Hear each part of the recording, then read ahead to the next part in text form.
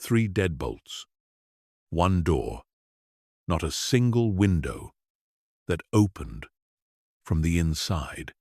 For 19 years, the Hartley family kept a secret locked above their garage and told the neighbors it was a storage room.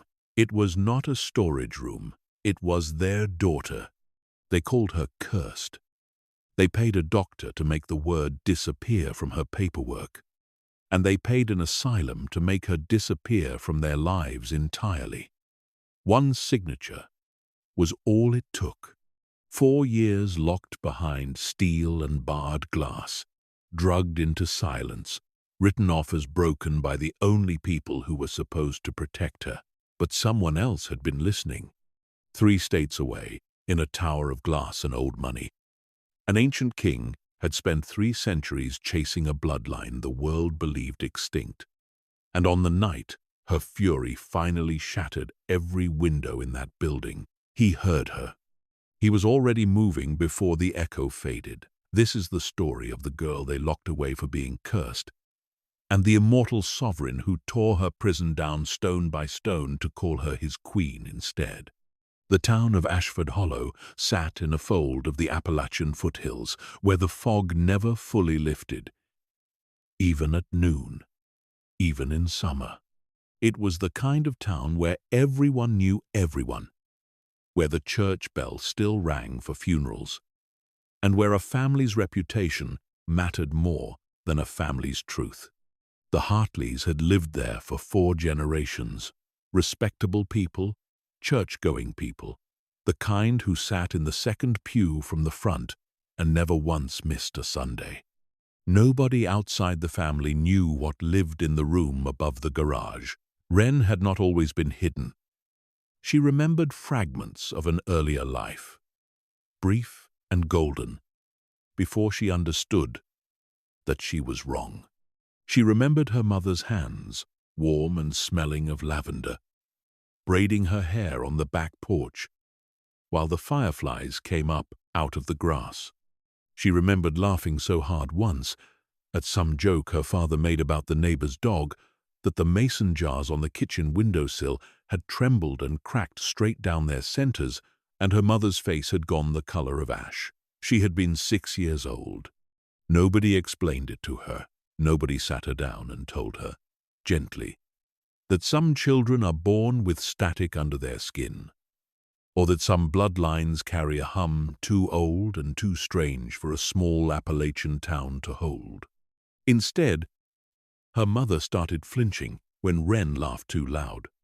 Her father started watching her from across the dinner table with an expression she would spend the rest of her childhood trying and failing to name, until she was old enough to recognize it for what it was.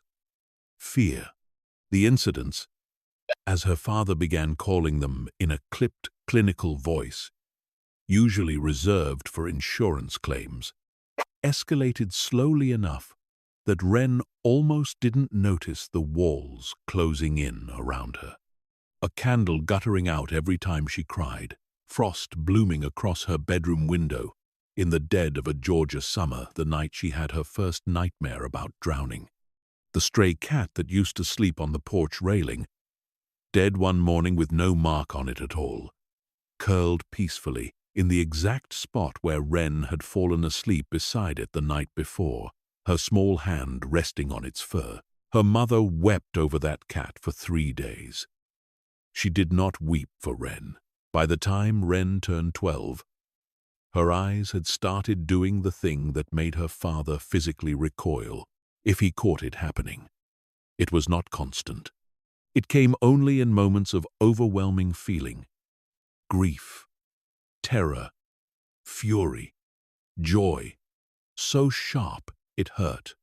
And in those moments, the warm hazel of her irises would bleed outward into a color that did not exist anywhere else in nature.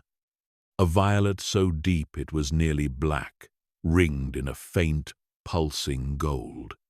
She learned to keep her head down. She learned to keep her face turned toward the floor. She learned, in the particular and devastating way that only unloved children learn, how to make herself smaller and smaller, until she took up almost no space in the world at all. It did not save her. The night everything changed, Wren was 15. Her mother had been dead for 2 years by then. A car accident on the wet mountain roads that the town still talked about in hushed, superstitious tones, as though the Hartley family carried some private tragedy that trailed behind them like smoke. Her father had remarried within the year, a sharp, ambitious woman named Carol, who ran the accounts for half the businesses in Ashford Hollow, and who looked at Wren the way a person looks at an unpaid bill. It was Carol's brother, Edmund Voss, who first said the word out loud at the dinner table, over a roast that had gone cold, because nobody could eat with Wren sitting there, her eyes still faintly rimmed in that impossible violet from an argument 20 minutes earlier. "She's cursed," Edmund said, setting down his fork with the deliberate calm of a man who has already decided something and is only waiting for permission to act on it. "You all know it. I've known it since the day I met her. There's something in that girl that isn't right, and it isn't going to get better. It's going to get worse. You have a business to protect, Richard. A name to protect. What happens when word gets out?" Wren's father, a weak man who had spent his whole life avoiding hard conversations, said nothing. He simply nodded, once, and in that single, small motion, he sold his daughter's entire future. They did not tell her where they were taking her. They told her it was a specialist, a doctor 2 states away who could help with her nerves, her spells, the things wrong with her blood. Wren, 15 and desperate for even a scrap of her father's approval, went willingly, sitting in the back of Edmund's black sedan with her hands folded in her lap and a small canvas bag packed with 3 changes of clothes, because that was all they told her to bring. The building they delivered her to did not look like a hospital. It looked like a manor house that had forgotten how to be beautiful. 3 stories of grey stone set back from the road behind a wrought iron fence, with narrow windows that had been fitted, she would later learn, with reinforced glass and steel mesh disguised as decorative grillwork. A brass plaque beside the front door read, "Thorncross Sanatorium, private care for special circumstances," and underneath it, in smaller letters, "Discretion guaranteed." Discretion guaranteed. That was the promise the Hartley family had paid for. Not treatment, not healing, silence.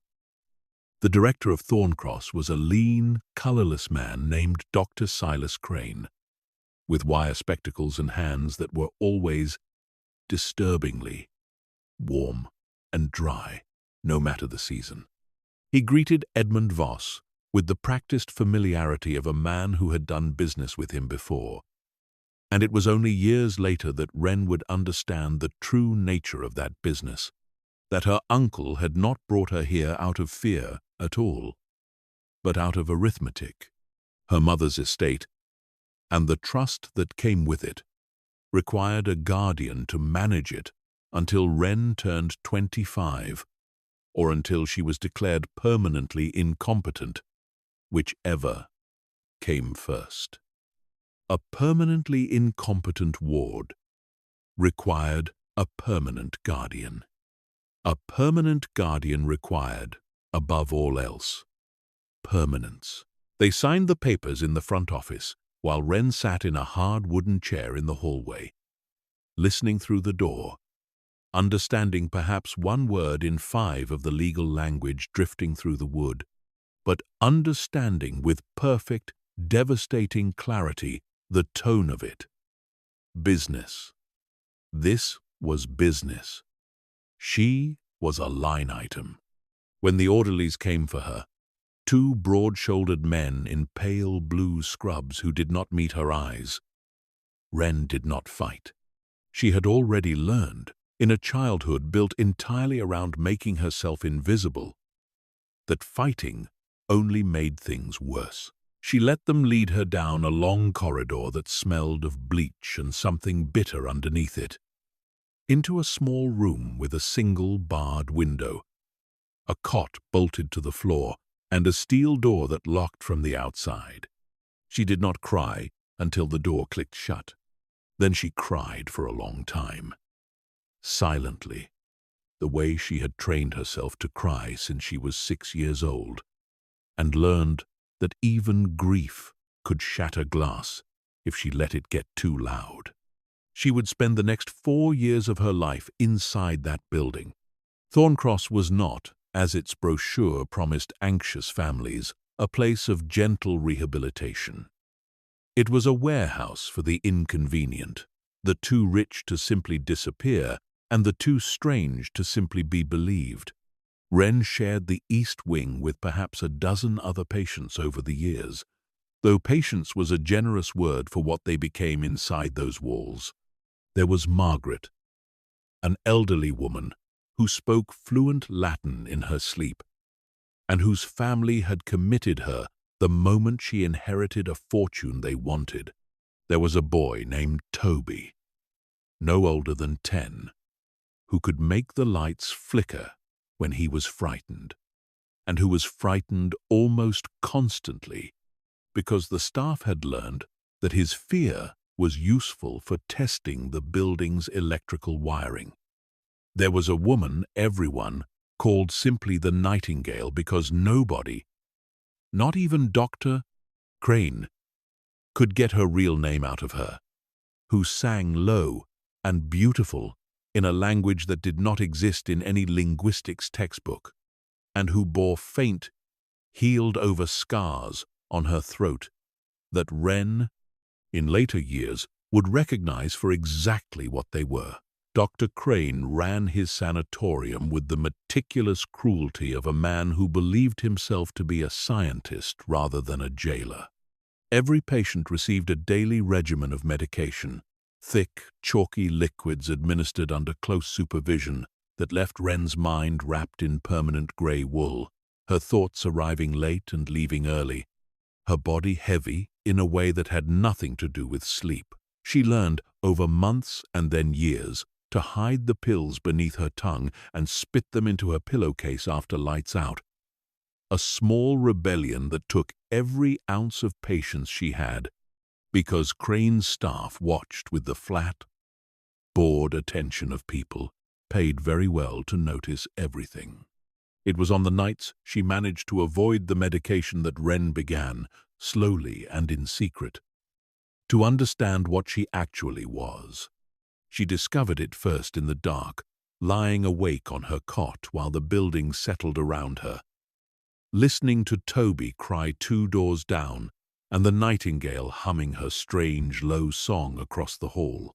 She discovered that if she let herself feel something, really feel it, without immediately smothering it the way 4 years of Thorncross had trained her to do, something in her chest would answer. A pressure, a pull.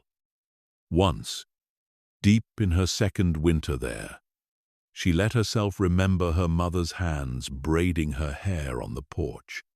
Let the grief of it rise all the way up, instead of choking it down, and the frost that formed across the inside of her barred window bloomed into a perfect, intricate pattern of a woman's profile, gone by mourning, but real. She had seen it. She had made it. She began, in the smallest and most careful ways, to test the edges of whatever lived inside her. She learned she could make candle flames bend toward her hand without touching them.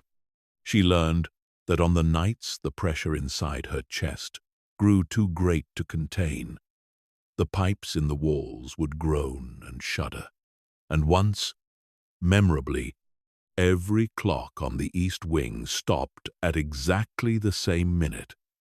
A small, mechanical mutiny that sent Dr.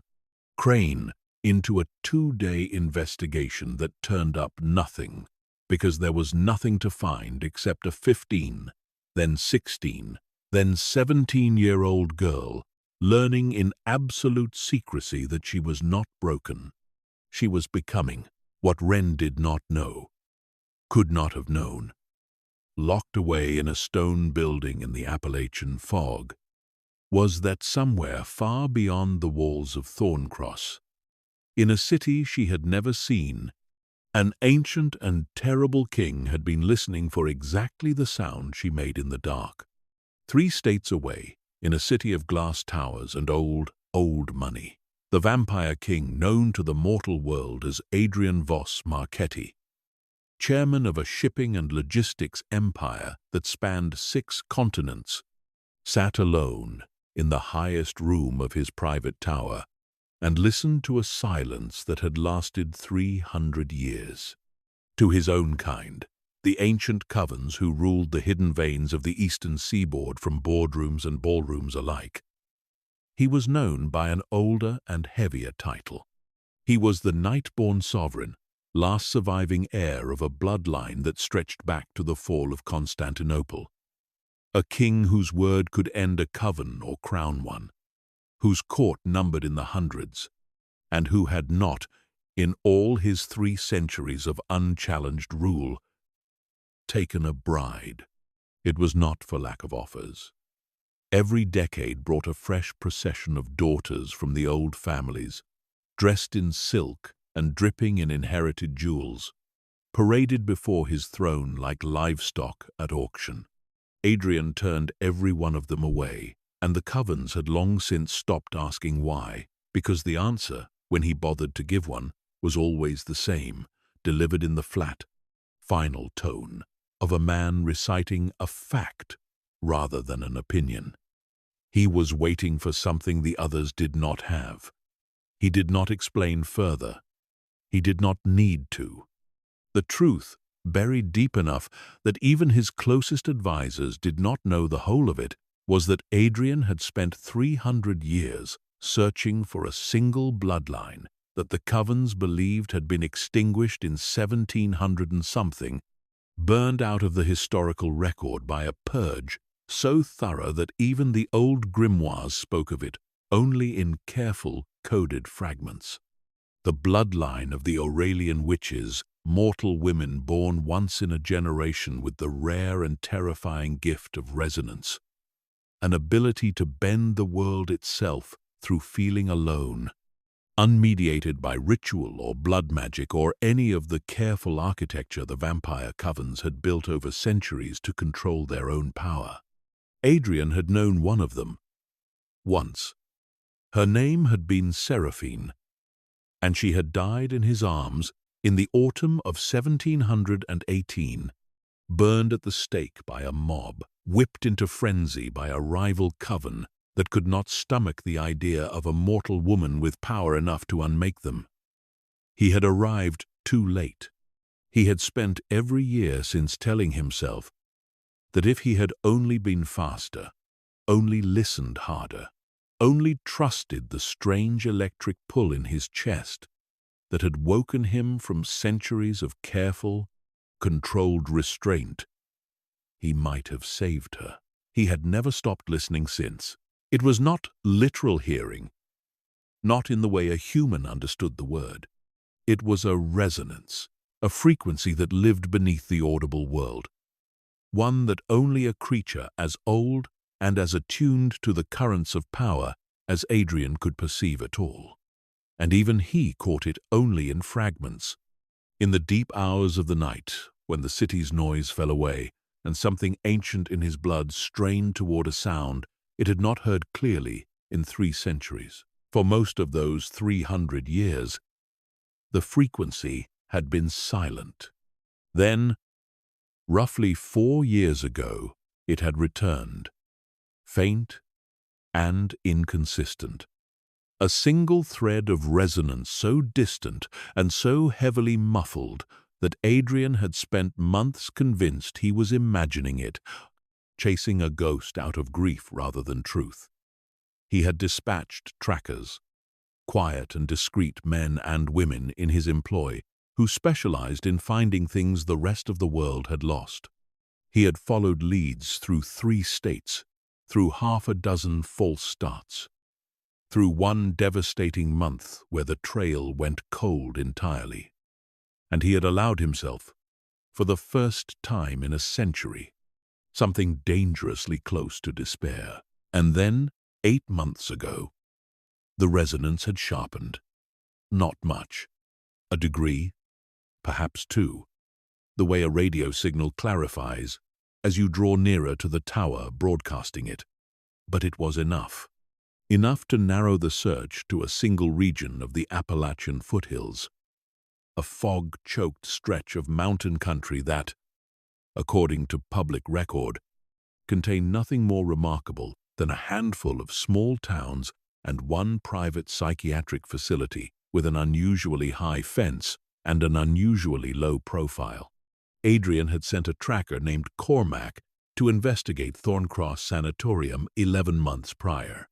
Cormac had returned with nothing but a description of a well-guarded, privately funded institution that did not, on any official document, admit to housing anyone matching the vague and fragmentary profile Adrian had constructed of the source of the resonance. No name, no photograph, just a hum in the blood that grew fractionally stronger every time Cormac's reports mentioned the building, and fractionally weaker every time they mentioned anywhere else. It was maddening.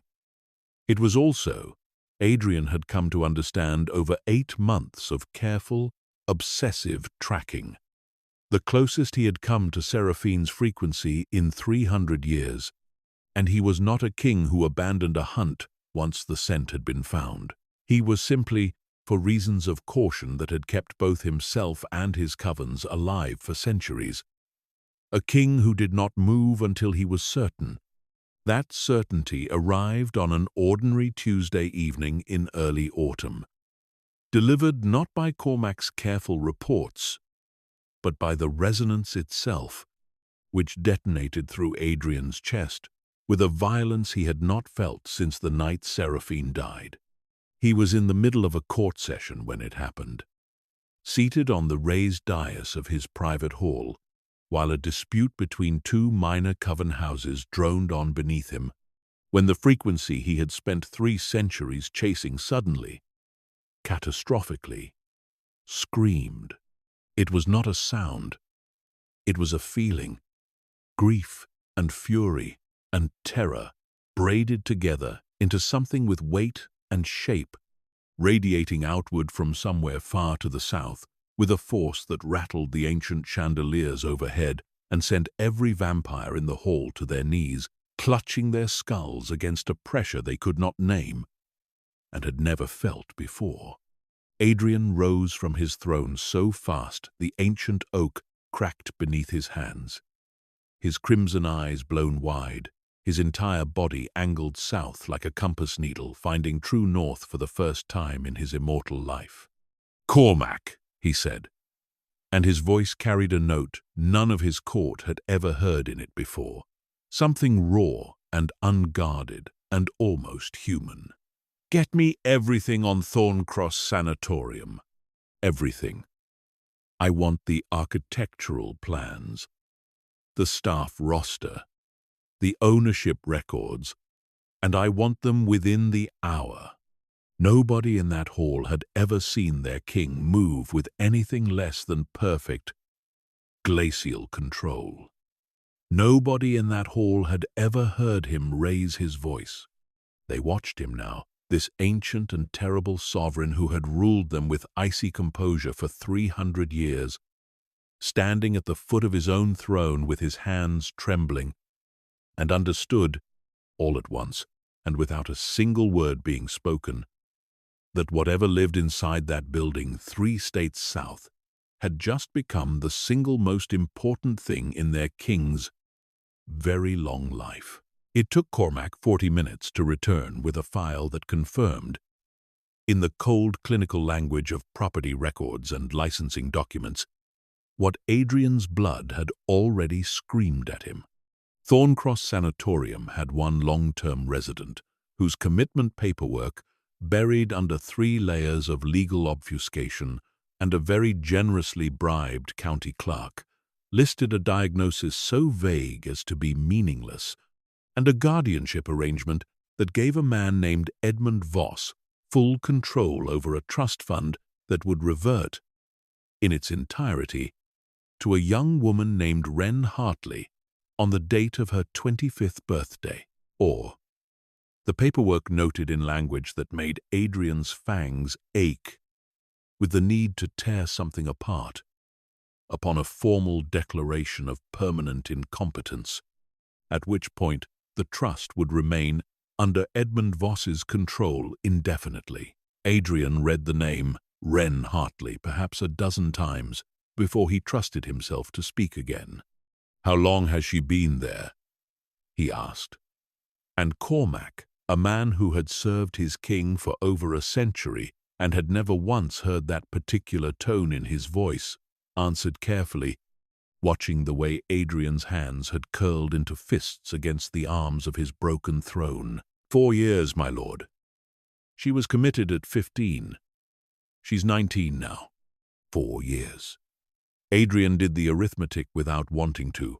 4 years of a resonance he now understood, with a horror that settled cold and permanent in his chest, had not been silent because the source was weak, but because someone had been actively, chemically, deliberately suppressing it.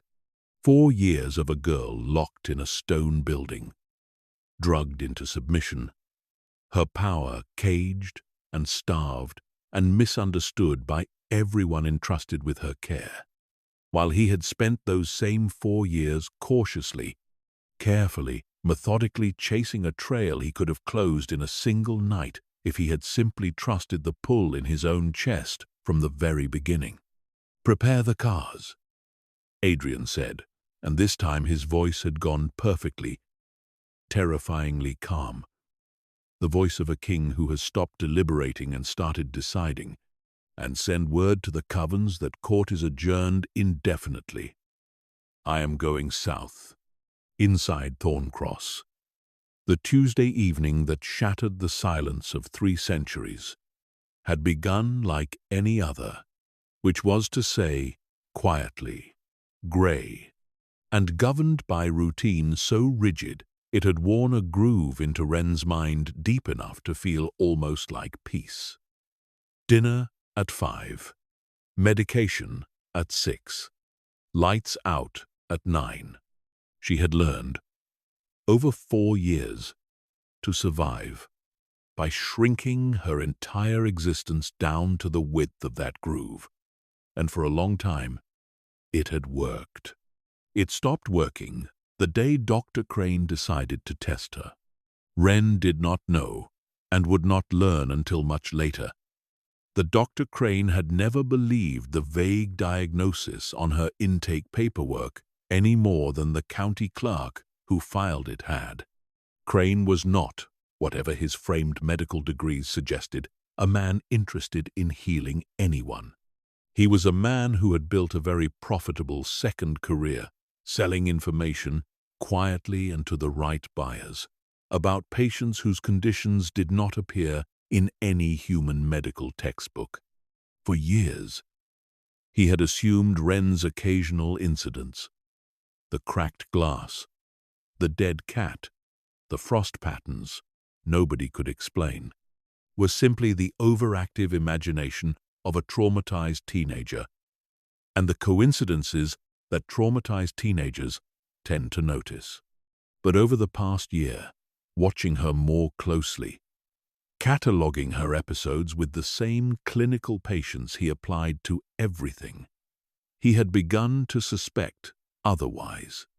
And a man like Silas Crane did not suspect something valuable without eventually deciding to confirm it.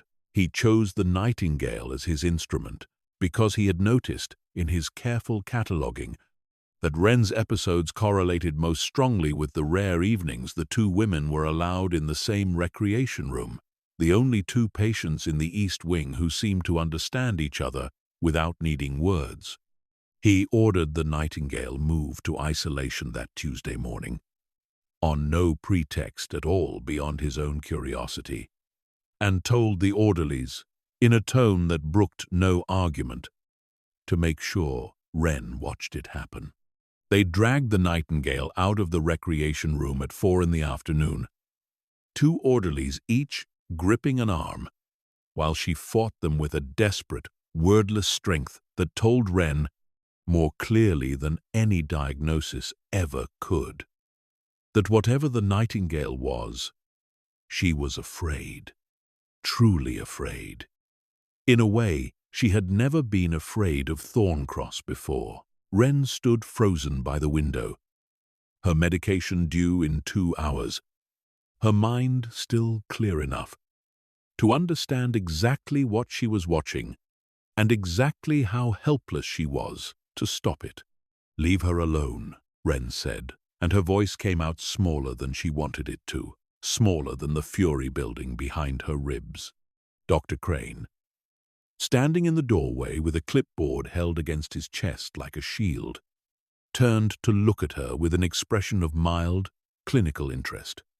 "Miss Hartley, how very unlike you to speak up." He tilted his head, watching her the way a man watches an experiment reach an interesting stage. "Do you feel something watching this? Go ahead, feel it. I'd like to see what happens." It was, Wren would understand only in retrospect, exactly the wrong thing to say to a girl who had spent 19 years learning to swallow every feeling she had rather than let it show. 4 years of practice smallness collided in that single moment, with 4 years of watching every person who was supposed to protect her instead profit from her pain, and something in her chest that she had kept leashed and quiet and hidden finally, catastrophically, broke free. The lights in the east wing did not flicker. They shattered, every bulb on the floor bursting in near-simultaneous cracks of glass and sparks, plunging the corridor into a darkness broken only by the thin grey evening light filtering through the barred windows. The Nightingale, mid-struggle against the orderlies, went suddenly still, her head tilting upward as though she recognized, in the pressure building through the walls, a frequency she had not heard in a very long time. Toby, 3 doors down, began to sob, not in fear this time, but in something closer to relief, as though a weight he had not known he was carrying had suddenly lifted from his small shoulders. And Dr. Crane, for the first time in his long and profitable career of exploiting the vulnerable, felt something close to genuine fear crawl up the back of his throat, watching the girl in front of him, with her eyes gone entirely violet, ringed in a pulsing gold light that seemed to come from somewhere behind her irises rather than within them, watching her stand perfectly still in the center of a hallway where every window had just, without any visible cause, frosted over from the inside, in the dead heat of an early autumn evening. Fascinating, Crane breathed. And even through her fury, even through the roaring pressure in her own chest that felt like it might tear her open from the inside, Wren heard the word for exactly what it was. Not concern. Appraisal. He did not know, in that moment, that his fascination had already cost him everything. 3 states north, in a tower of glass and old money, a king had just felt his entire world reorient itself around a single point on a map, and he was already moving. The drive from Adrian's Tower to the fog-choked hills of Ashford Hollow should have taken 6 hours by conventional roads. Adrian's convoy, 3 matte black vehicles with reinforced chassis and drivers who had served his court for decades and asked no questions, made the journey in just over 3, cutting through back roads and abandoned logging routes at speeds that would have been suicidal for a mortal driver, guided the entire way by a pull in Adrian's chest that had not weakened once since it detonated through him at the foot of his own broken throne. He did not speak for most of the drive. Cormac, seated across from him, with a tablet full of hastily compiled intelligence on Thorncross's staff and security, had learned centuries ago when to leave his king alone with his own thoughts. And this, he understood without needing to be told, was very much one of those times. It was somewhere past the Tennessee border, in the deep blue hour before true dark, that the resonance shifted again, sharper this time, edged with something that made every hair on Adrian's arms rise at once. Not grief, not terror, fury, a pure, incandescent fury that felt impossibly like recognition, like the frequency he had chased for 3 centuries had finally understood that something was listening and had turned, for the first time, to look back. "She's awake," Adrian said quietly, and Cormac, who had never once heard his king describe a stranger with that particular note of reverence, said nothing at all, only reached forward and told the driver, in a voice gone suddenly urgent, to go faster. They arrived at the gates of Thorncross Sanatorium a little after 9 in the evening. The wrought iron fence, rising out of the fog like the bars of the cage it had always been, the grey stone building beyond it, lit only by the thin amber glow of a handful of working windows. The rest of the floor, Adrian noted with a stillness that his court would have recognized immediately and with dread as the calm before catastrophic violence, sitting dark. Every light in what he would later learn was the East Wing had been shattered from the inside.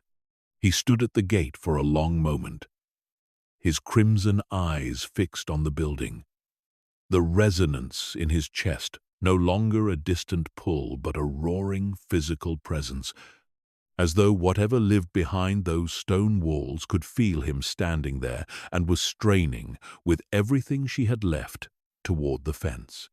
"My lord," Cormac said carefully, coming to stand beside him. "How do you want to handle the front desk?" Adrian did not answer immediately. He was looking past the gate, past the manicured hedges that someone had clearly planted, to make the place look less like what it was, toward a single narrow window on the 2nd floor of the East Wing, the only one still lit, where a shape stood motionless behind the reinforced glass. Watching the convoy's headlights cut through the fog, he could not see her face from this distance. He did not need to. He had waited 300 years to feel this particular pull in his chest again, and he was not, whatever the front desk of Thorncross Sanatorium believed about its own security, going to be stopped by a locked gate. "I am not going to handle the front desk, Cormac," Adrian said, and his voice, when it came, had lost every trace of the careful, controlled sovereign who had ruled the eastern seaboard for 3 centuries without once raising it in public. What was left underneath was something far older and far less patient. "I am going to walk through it." He crossed the distance to the gate on foot, alone. Waving off the 2 guards Cormac moved to send with him, and closed one gloved hand around the cold iron bars. For a moment, nothing happened at all, and then, with a groan of metal that echoed off the fog-shrouded hills, the gate simply gave way, the lock shearing clean through as though it had been made of paper rather than reinforced steel, the twin doors swinging inward on their own weight. Somewhere inside the building, an alarm began to shriek. Inside Thorncross, chaos arrived in 2 waves, and Dr. Silas Crane experienced both of them as a series of increasingly frantic phone calls from a night security desk that had never, in 11 years of operation, needed to do anything more strenuous than buzz in a delivery truck. The first wave was the alarm itself, triggered by the shattered gate lock which sent the two orderlies still restraining the Nightingale bolting from her isolation room to check the monitors, leaving her alone and unguarded for the first time in hours. The second wave was the sound that followed less than 90 seconds later, a sound the security desk would later struggle to describe with any accuracy in their incident reports, because there is no accurate way to describe the sound of a front door built from reinforced oak and steel core paneling being removed from its frame in a single motion, without a battering ram, without explosives, without anything at all beyond a hand closing around the handle and pulling. Crane heard it from the east wing, where he had remained after the lights shattered, standing at a careful distance from Wren, while two additional orderlies he had summoned kept their tasers trained on her, uncertain, in the absence of any protocol for what they were witnessing, whether the girl in front of them was a patient having an episode or something that no longer qualified as a patient at all. Wren had not moved from the center of the corridor. She stood with her back straight and her violet eyes fixed on nothing, the fury that had torn through her chest 10 minutes earlier ebbing now into something quieter and colder, a terrible, focused stillness that unsettled the orderlies far more than her fury had. "Sir," one of them said, glancing toward the stairwell where the alarm's shriek was growing louder, layered now with something else, shouting, and beneath the shouting, a low, resonant sound that did not belong in a psychiatric facility at all, a sound like a large predator moving unhurried through a space that had never once needed to fear anything larger than itself. "Sir, I think we have a situation downstairs." Crane did not answer. He was watching Wren's eyes, and for the first time in the 11 years he had run Thorncross Sanatorium as his own private, profitable kingdom, he understood, with the particular dread of a man who has spent his career exploiting the powerless and has just realized the ground beneath that career is not nearly as solid as he believed, that he might have made a very serious miscalculation. Downstairs, Adrian moved through the ruins of the front entrance with the unhurried, terrible patience of a man who has already decided how the night is going to end and is simply working through the logistics of getting there. The front desk attendant, a heavy-set man named Barry, who had worked the night shift at Thorncross for 6 years without incident, took one look at the figure stepping through the wreckage of the door, crimson eyes catching what little light remained in the lobby, and did not even attempt to reach for the phone. He simply raised both hands and sank slowly to his knees, some animal part of his brain recognizing, correctly, that this was not a situation that could be talked, bribed, or fought through. "Where?" Adrian said, and the single word carried enough weight that the lobby's glass partition cracked along one edge. "Is the East Wing," Barry told him. Every detail he had, floor number, stairwell location, the security codes on the ward doors, delivered in a single frantic breath, because whatever survival instinct he had left was screaming at him that cooperation was the only currency that might matter in the next 5 minutes. Adrian did not thank him. He was already moving, taking the stairs 3 at a time with a speed that blurred him into little more than a shadow, Cormac and 2 of his security detail close behind, though even they struggled to keep pace with a king who had waited 300 years and was no longer, in any sense that mattered, capable of patience. He hit the second-floor landing and felt the pull in his chest sharpen into something almost unbearable. A physical ache radiating outward from his sternum, drawing him unerringly down a corridor lit only by emergency lighting, past rooms with barred windows and locked steel doors, past the frantic, half-dressed forms of night staff fleeing in the opposite direction, until he stopped outside a set of double doors marked East Wing, Restricted Access, and felt, for the first time in 3 centuries, the resonance he had chased since the autumn of 1718 standing directly, unmistakably, on the other side. He did not need the security code Barry had given him.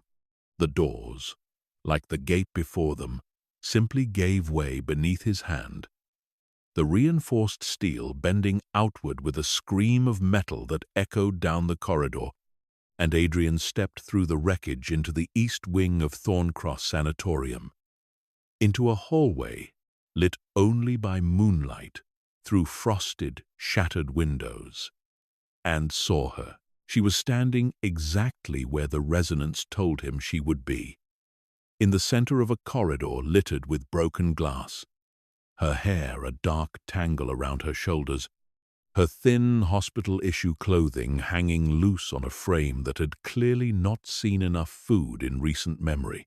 2 men in pale blue scrubs, frozen on either side of her with tasers raised and shaking hands, and a third man in a white coat, standing a careful distance back, clipboard clutched to his chest like a shield that would do him no good at all. But it was her eyes that stopped Adrian cold in the doorway. A king who had walked unflinching into 3 centuries of war, treachery, and violence, brought entirely and completely still by the sight of a 19-year-old girl with eyes the color of the last moment before a storm breaks, violet bleeding into gold, fixed on him across the wreckage of the hallway with an expression that held no fear at all, only recognition, raw and disbelieving.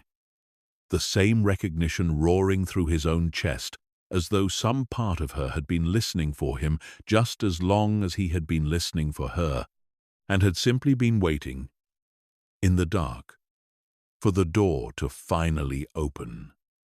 "You," Wren said, and her voice, when it came, was barely more than a whisper, cracked from 4 years of being told to stay quiet. "You're the one I heard." Adrian crossed the distance between them in a single step, his hand rising, slow and deliberate, giving her every opportunity to flinch away from him, to be afraid of him, the way every living thing in this building had learned to be afraid of him in the last 5 minutes. She did not flinch. She stood perfectly still as his cold fingers brushed, gentle beyond anything his reputation would have suggested him capable of, against her cheek, and felt, for the first time in 19 years, what it was to be looked at by someone who was not afraid of what she was, but had crossed 3 states and 300 years specifically because of it. "My name is Adrian," he said quietly. And behind him, the 2 orderlies had already dropped their tasers and were backing slowly toward the stairwell, some deep animal instinct informing them that whatever authority they thought they held in this building had just permanently ceased to exist. "And I am so very sorry it took me this long to find you."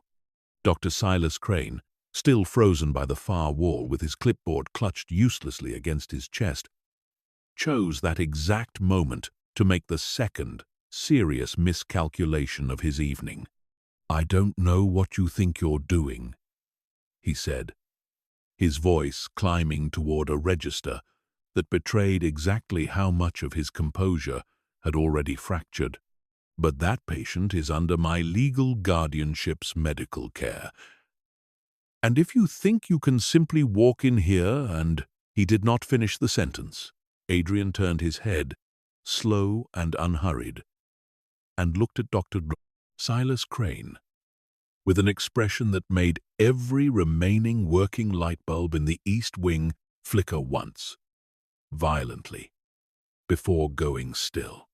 When he spoke, his voice had dropped into a register that seemed to come from somewhere far below the floor rather than from his own throat.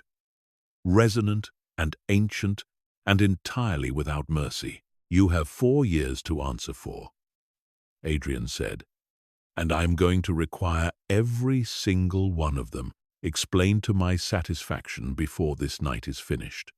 What followed was not, strictly speaking, an interrogation, because an interrogation implies the possibility that the person being questioned might choose not to answer. Adrian gave Dr. Crane no such possibility. He simply reached out, closed one hand around the front of the man's white coat, and lifted him a clear foot off the ground with an ease that made the clipboard clatter uselessly to the floor, and asked his questions in a voice that promised, without needing to elaborate, exactly what would happen if the answers proved unsatisfactory. Crane talked. He talked quickly, and he talked completely. The 11 years of careful, profitable silence he had built his second career on collapsing in the space of about 4 minutes, because whatever courage a man needs to exploit the powerless, it is rarely the same courage required to face something that could exploit him back effortlessly, without even trying. He told Adrian about the arrangement with Edmund Voss, about the trust fund waiting on the far side of a permanent incompetence declaration, about the quiet, careful buyers he had cultivated over the years for information about patients whose conditions did not appear in any human medical textbook, buyers who paid very well indeed for advance notice of anything unusual housed inside his walls. He told Adrian, though it clearly cost him what little dignity he had left, about the Nightingale, and about a coven 3 counties over that had been making inquiries about her for the better part of a year, inquiries that Crane, sensing opportunity the way sharks sense blood, had been quietly encouraging in exchange for a fee. Adrian's grip on the front of his coat tightened fractionally with every new detail until Cormac, watching from the doorway with the careful neutrality of a man who has served a violent king for over a century and knows precisely when intervention is warranted and when it is not, cleared his throat. "My lord," he said quietly, "the girl is watching." Adrian's crimson eyes flicked, for just a moment, toward Wren, who stood exactly where he had left her, watching the entire scene unfold with an expression that held none of the horror Cormac had perhaps expected, and something instead that looked closer to grim, exhausted satisfaction. She had spent 4 years being told her feelings were dangerous, that her fury was something to be medicated into submission. Watching the man who had orchestrated 4 years of her captivity dangle a foot off the ground, finally and completely powerless, did not frighten her at all. Adrian set Crane down, though he did not release his grip entirely, and turned his head to look at her directly. "Tell me what you want done with him," he said, "and it will be done." It was. Wren would understand much later. An extraordinary offer, an ancient and terrifying king, placing the entire weight of a man's fate into the hands of a 19-year-old girl he had known for less than 10 minutes, asking not what he thought was justice, but what she thought was justice. In the moment, she only understood that for the first time in 4 years, someone was asking her what she wanted, rather than deciding it for her. "I don't want him dead," she said slowly, testing the words, watching Crane's face flood with something that might have been relief before she finished the sentence. "I want him to spend the rest of his life exactly as powerless as everyone in this building has been. I want everything he built taken apart, piece by piece. And I want him to watch it happen."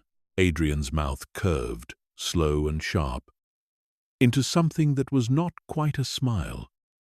"Done," he said, and released Crane so abruptly the man crumpled to the floor in an undignified heap, before turning to Cormac with instructions delivered in a tone that made it clear the matter was, in every practical sense, already settled. Every license Thorncross Sanatorium held would be revoked within the week. Every dollar Crane had quietly stashed in offshore accounts through his information-selling side business would be located and seized. And a very thorough, very public audit of the facility's finances and patient records would find its way through channels that would never trace back to a shipping magnate 3 states north into the hands of federal investigators who did not take kindly to psychiatric facilities that operated as extortion schemes. Silas Crane would spend the remainder of his life in a federal prison, stripped of his license, his fortune, and his freedom, precisely as powerless as every person he had ever profited from. He would not, however, die that night. Which was, Adrian reflected privately as Cormac's team moved through the building rounding up the remaining staff, a mercy considerably larger than the man deserved, extended solely because a girl with violet eyes had asked for it. The rest of the East Wing was cleared within the hour. Toby, the 10-year-old boy whose fear had powered so many of Crane's small, cruel experiments, was found curled in the corner of his room, and it was Wren, moving through the chaos with a steadiness that surprised even herself, who knelt down and told him, gently, that nobody was going to hurt him again, a promise she had absolutely no legal standing to make, and every intention of enforcing regardless. The Nightingale proved harder to reach. She had retreated during the chaos into a state of watchful, wordless stillness that Wren recognized immediately, because she had spent 4 years perfecting an identical defense. It was Adrian, crouching down to meet the woman's eyes at a careful, unthreatening distance, who first understood what she truly was, a recognition that passed between them in a single-held look, ancient and wordless. And it was Adrian who told Wren, quietly, that the scars on the Nightingale's throat were not accidental, that someone had fed from her, repeatedly, against her will, for longer than either of them wanted to guess. She's not going back to whatever coven Crane was selling information to, Adrian said, and something in his voice, cold and absolute, promised violence to anyone who tried to suggest otherwise. She's coming with us. So is the boy, if he wants to. So is anyone in this building who was locked away for being something the world decided not to understand. It was well past midnight by the time the convoy pulled away from the ruined gates of Thorncross Sanatorium, 3 vehicles now carrying considerably more passengers than they had arrived with. Toby asleep against Wren's shoulder in the back seat, the Nightingale seated, silent and watchful across from them, and Adrian beside her, close enough that she could feel the cool, steady presence of him even through the thin hospital clothing she still wore, having refused, with a stubbornness that seemed to genuinely delight him, to accept any of the blankets or coats his security detail offered until Toby had one first. "Where are we going?" Wren asked, watching the grey stone building disappear into the fog behind them, feeling, for the first time in 4 years, something loosen in her chest that she had almost forgotten how to name. Relief. "North," Adrian said, "to a place where nobody will ever again decide on your behalf what you are allowed to feel." He was quiet for a moment, watching her profile in the dim light of the car, the faint, lingering violet still visible at the edges of her irises. "I owe you an explanation, Wren Hartley, a very long one. I think we have time for all of it now." She turned to look at him, and for the first time since the lights shattered in the east wing hours earlier, allowed herself to feel something other than fury or fear or the desperate, careful control she had built her entire adolescence around. She let herself feel, cautiously, the strange and terrifying beginning of hope.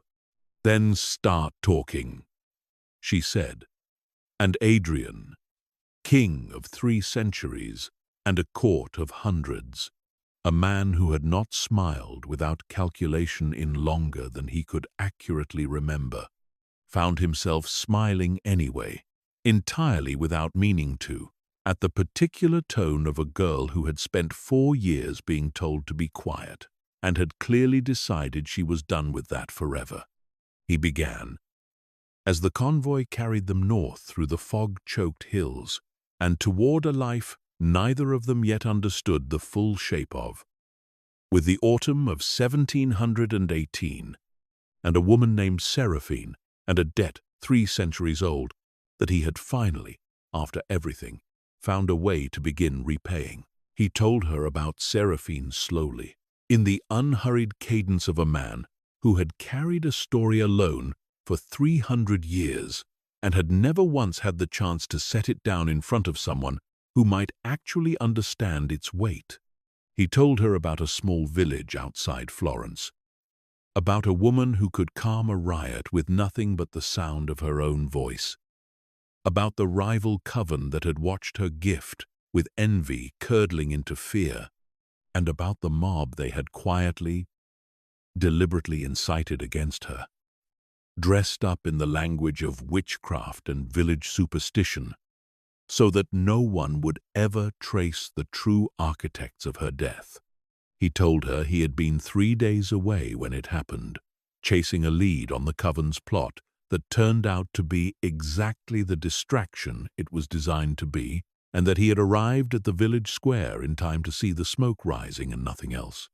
He told her, in a voice that had gone very quiet and very careful, that he had spent the 3 centuries since then convinced that bloodlines like Seraphine's, like the Aurelian witches whose gift for resonance had made them targets for every power-hungry coven in Europe, had been hunted to complete extinction, until a faint and inconsistent signal had begun, 4 years ago, to reach him across an impossible distance. "I thought I was imagining it," Adrian admitted, watching the dark hills roll past the car window.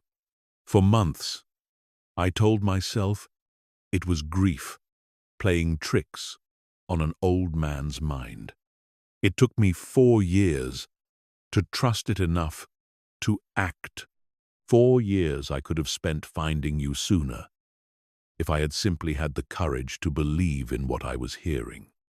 He looked at her then, and the ancient, careful composure that had governed 3 centuries of his life cracked, just slightly, around the edges. "I am sorry it took me this long. I will spend a very long time making up for it, if you will allow me to." Ren, who had spent 4 years learning that adults who claimed to want to help her were, almost without exception, lying, found herself believing him anyway, with a certainty she could not fully explain, and did not, in that moment, particularly want to interrogate.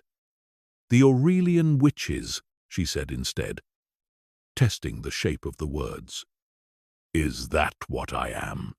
"It is what you come from," Adrian said. "What you are is still yours to decide. Nobody in 300 years has been given the chance to grow into that gift without a coven trying to control it or a village trying to burn it out of them. You are the first. I intend to make sure you have every possible advantage in figuring out what that means for yourself on your own terms, with nobody standing over you deciding it in advance." It was, Ren thought, watching him in the dim light of the car, the single strangest and most generous thing anyone had ever said to her, and she spent the rest of the drive turning it over in her mind like a stone she wasn't yet ready to put down. The estate Adrian brought them to sat on several hundred private acres in the mountains of upstate New York, a sprawling compound that combined the architecture of a centuries-old manor house with the quiet, unobtrusive technology of a modern fortress. Motion sensors disguised as garden statuary, reinforced glass indistinguishable from ordinary windows, a perimeter that Cormac assured her, with the particular pride of a man who had spent decades perfecting it, had never once been breached by anyone who wasn't invited.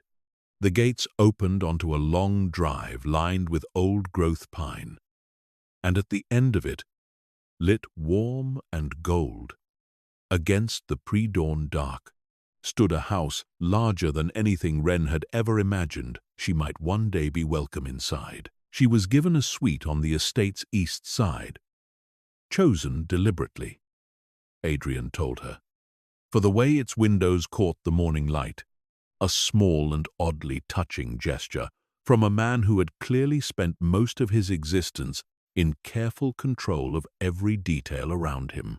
The room was nothing like the cell she had spent 4 years in. It was warm. It had soft blankets and a bed large enough for 3 people and a window that actually opened, onto a balcony overlooking the dark tree line. And when Wren stood in the center of it for the first time, turning slowly to take in every detail, she felt something in her chest crack open that she had spent 4 years keeping carefully, deliberately sealed. She did not cry the way she had cried the night the steel door of her cell first clicked shut. She cried the way a person cries when a wound they had stopped expecting to heal finally, unexpectedly, begins to close, standing alone in the center of a room that was, for the first time in 4 years, entirely and only hers. Adrian found her there an hour later, having given her the space to have that moment alone, some old and careful instinct telling him she needed it uninterrupted. And when he finally knocked, soft and hesitant in a way that seemed almost comically at odds with a man who had torn a steel door off its frame a few hours earlier, he found her sitting on the edge of the balcony with her knees pulled to her chest, watching the sun begin to break gray and gold over the tree line. "I used to imagine this," she admitted, when he settled beside her, careful to leave space between them, patient, in a way she was slowly, cautiously, beginning to trust. "Not this exactly. I didn't know any of this existed, but a window, a door that opened from the inside. I used to lie in that room and imagine, in as much detail as I could stand, what it would feel like to just open a door because I wanted to, and not because someone was unlocking it for me." "You never have to imagine it again," Adrian said quietly. "Every door in this house opens from the inside, Wren. That will never change, no matter what else does." She turned to look at him then, this ancient and terrifying king who had torn apart a building full of armed men to reach her, who had asked her, with genuine and unguarded sincerity, what justice looked like to her rather than deciding it on her behalf, who had built an entire life around the guilt of one death 300 years ago, and had somehow, impossibly, arrived in time to prevent hers, and felt something settle in her chest that she did not yet have a word for, though she suspected, watching the sunrise catch in his ancient, careful eyes, that she would find one soon enough. What neither of them yet knew, in that quiet gray hour of a new morning, was that 3 states south, a man named Edmund Voss had just received a very distressing phone call from a lawyer he retained for exactly this kind of emergency, informing him that Thorncross Sanatorium had been raided overnight, that Dr. Silas Crane was in federal custody, and that his niece, the permanently incompetent ward whose trust fund had been quietly funding his lifestyle for 4 comfortable years, had vanished entirely from the facility's records, along with every trace of the paperwork that had kept her there. Edmund Voss did not, unlike the staff of Thorncross Sanatorium, understand yet what kind of storm had just walked into his family's carefully arranged business. He would understand it soon enough, and when he did, he would not go quietly. But that reckoning belonged to another night. For now, in the pale gold light of a mountain sunrise, Wren Hartley sat beside a king who had crossed 3 centuries and 3 states to find her, and for the first time since she was 6 years old and her mother's hands had gone still in her hair, allowed herself to believe, cautiously and completely, that she might finally be safe. She did not know, sitting there in the quiet gold light with the cold, steady presence of him beside her, that the version of her life, which had just ended, 4 years of locked doors and swallowed feelings, and a family that had priced her at exactly the value of a trust fund, would prove to be the smaller of the 2 storms bearing down on Ashford Hollow that season. She only knew that for the first time in longer than she could remember, the silence around her did not feel like a cage.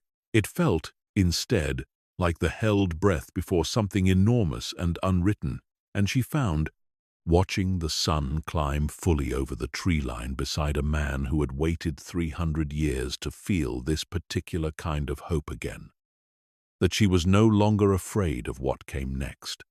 The first 2 weeks at the estate passed in a strange, tender quiet that Wren would later describe, when she finally found the words for it, as the closest thing to childhood she ever got to experience, 4 years too late, and in entirely the wrong body, but no less precious for the delay.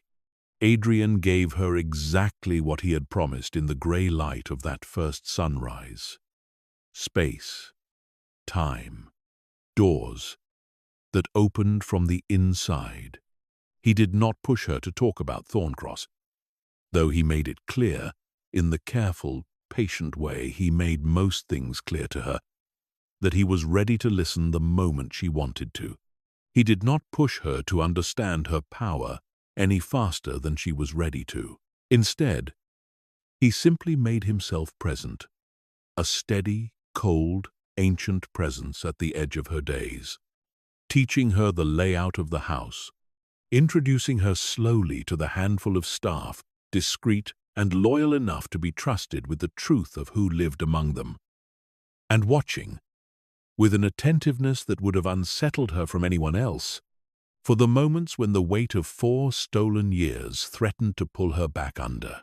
Toby thrived faster than either of them expected, a 10-year-old boy's resilience proving considerably more elastic than an adult's, and within a month he had attached himself so thoroughly to one of the estate's groundskeepers, a broad, patient man named Otis, who taught him to identify birds by their calls, that Wren sometimes forgot, watching him laugh in the garden, that he had ever been anything other than an ordinary, happy child. The nightingale healed slower and differently. She did not speak, not in the weeks immediately following their arrival, but she began, gradually, to hum again, the same low and beautiful melody Wren remembered from the halls of Thorncross. And Adrian, who had recognized something in her the very first night, spent long hours simply sitting with her in the estate's music room, saying nothing at all, until one evening, in the 3rd week, Wren walked past the open door and heard for the first time a name. "Elena," the nightingale said quietly, testing the word, the way a person tests weight on a leg that has been broken and only recently set. My name was Elena. It was, Wren understood without needing to be told, an enormous act of trust, and she found herself watching from the hallway, unexpectedly and fiercely proud of a woman she had known for barely a month. Her own healing took a different shape entirely. Adrian had assembled, with the quiet efficiency of a man accustomed to solving problems most people didn't know existed, a small and careful team to help her understand what she was. There was a historian named Professor Okonkwo Reyes, a vampire scholar who had spent the better part of a century researching the scattered, fragmentary records of the Aurelian bloodline, and who arrived at the estate with 2 locked trunks of centuries-old texts and an expression of barely restrained academic delight at finally having a living subject to study rather than dusty theory. There was a practitioner named Marguerite, a witch in her own right, mortal but trained in the old disciplines, who worked with Wren every afternoon in a sunlit room on the estate's 3rd floor, teaching her, slowly and with enormous patience, how to feel the pressure building in her chest before it became overwhelming, how to direct it rather than simply survive it. You have spent your entire life being punished for feeling things, Marguerite told her during one of their earliest sessions, watching Wren flinch instinctively away from a small, controlled exercise meant to test the edges of her gift. Every person who was supposed to protect you taught you that your feelings were dangerous, that the safest thing to do was smother them before they could grow into anything. I am going to teach you something different. I am going to teach you that your feelings are not the danger. The danger was always the people who never taught you how to hold them. It took months, not weeks, for that lesson to actually take root. Months of small, careful exercises, of frustration and setbacks, and the occasional shattered window that sent the estate staff scrambling for dustpans with an ease that suggested they had long since stopped being surprised by such things. But slowly, unmistakably, Wren began to change. Not into someone else, into more, fully, of who she had always been beneath 4 years of careful, terrified smallness. Adrian watched the transformation with an expression Cormac, who had served his king for over a century, had genuinely never seen on that ancient, careful face before. Wonder. Not the detached, academic wonder of Professor Okonkwo Reyes poring over his old texts, but something warmer and considerably more dangerous to a king who had spent 3 centuries building his entire existence around the careful avoidance of hope. He did not tell her, in those early months, exactly how deep that wonder ran. He had learned, across 300 years of watching mortals and immortals alike, that trust built too quickly was trust built on sand. And he was determined, this time, to build something that could actually hold weight. So, he waited. He was patient. He let her come to him in her own time, in small moments. A hand brushed accidentally against his while they walked the estate's gardens in the evening. A question asked over breakfast about what he had actually looked like in the Florence of 1718, a night in early winter when she could not sleep, and found him in the estate's library instead, and simply curled into the armchair across from his without a word, content to sit in his quiet company until the ache of insomnia finally passed. It was during one of those quiet library evenings, roughly 4 months after the raid on Thorncross, that Wren asked him a question that had been building in her for weeks. "What happens now?" she said, watching the fire he had lit for her comfort rather than his own. since vampires felt cold and warmth alike very differently than mortals did. I mean, really, not the day-to-day, the bigger picture. You're a king. You have a court. Somewhere out there, people expect you to marry someone from an old family, don't they? Someone with the right bloodline, the right connections. Not a 19-year-old girl who spent 4 years locked in an asylum. Adrian set down the book he had been pretending to read and looked at her with an intensity that made her stomach do something complicated and warm. The old families have expected me to marry someone of their choosing for 300 years, he said. I have disappointed them for 300 years, and I intend to continue disappointing them for as long as I exist, on this particular subject most of all. He paused, and something in his careful composure shifted, softened, into an honesty she had come to recognize as rare and precious, from a man who had spent centuries guarding every word he spoke.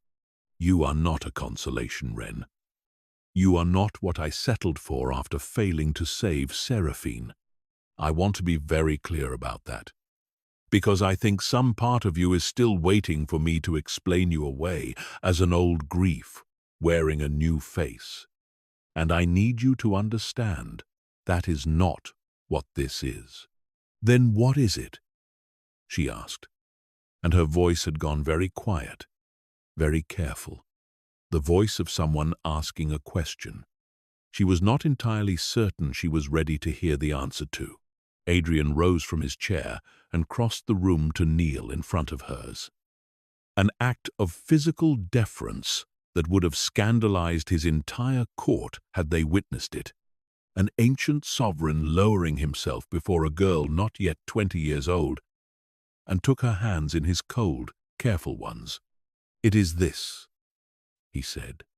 You, exactly as you are, choosing every single day what you want to become, with nobody standing over you, deciding it in advance. It is a court that will bow to you not because tradition demands it, but because you have earned it, on your own terms, in your own time. It is a life where the word cursed never again gets applied to anything about who you are.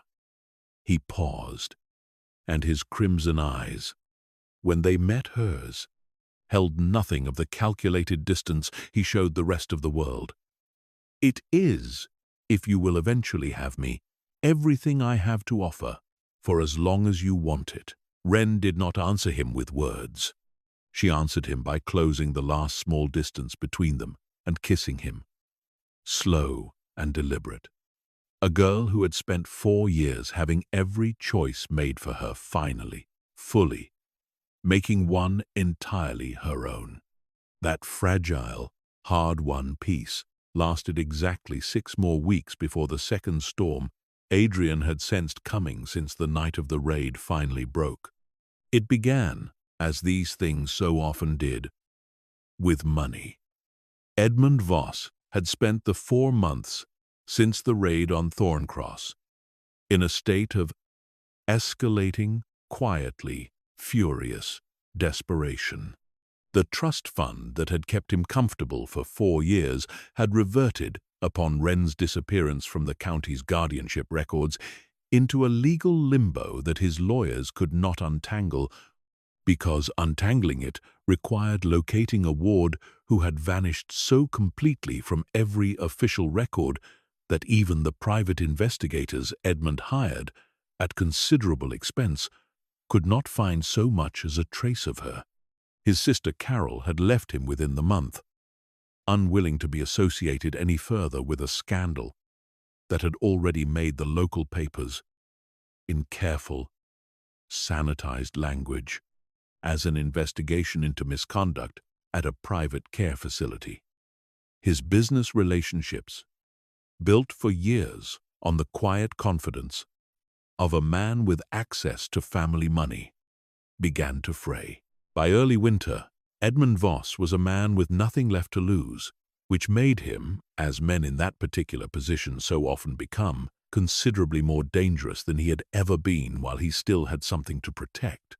It was in this state that he received a visit from a woman who introduced herself only as Isidora, elegant and pale, and possessed of a stillness that Edmund, in his desperation, mistook for calm rather than the predatory patience it actually was.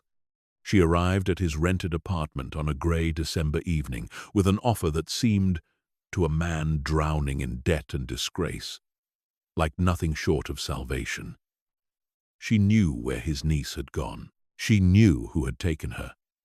And she represented, she explained with a smile that did not reach her ice-pale eyes, a coven with very particular and very old interests in the Aurelian bloodline, interests that predated Edmund Voss's greed by several centuries and would, quite comfortably, outlast it.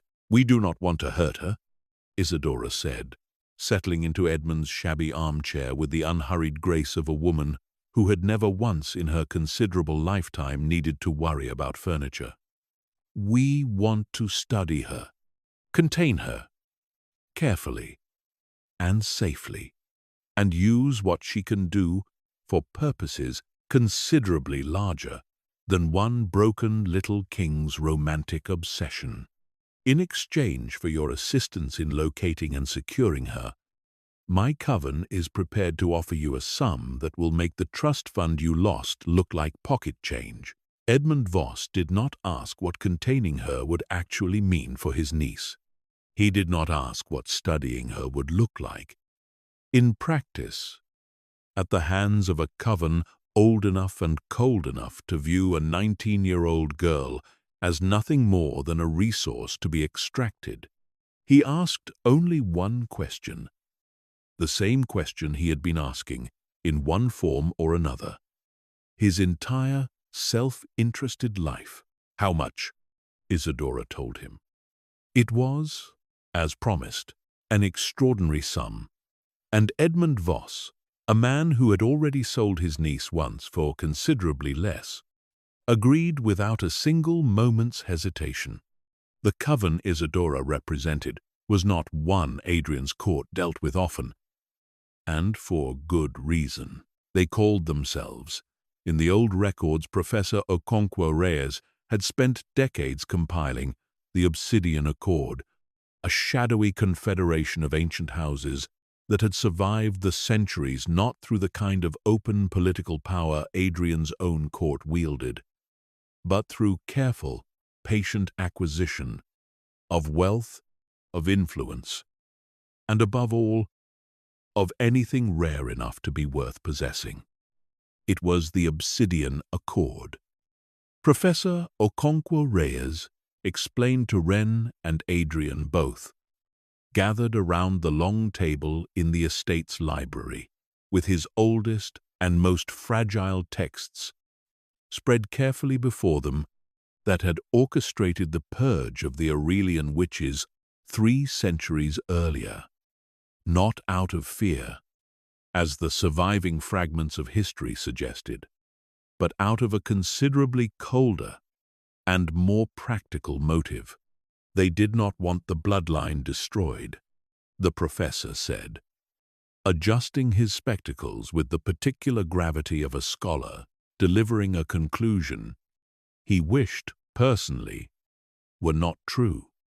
They wanted it controlled, a resonance gift like yours, properly harnessed rather than left to grow wild and untethered in a single, unpredictable individual, could be worth more to a coven like the Accord than any fortune they have accumulated in 3 centuries of careful acquisition.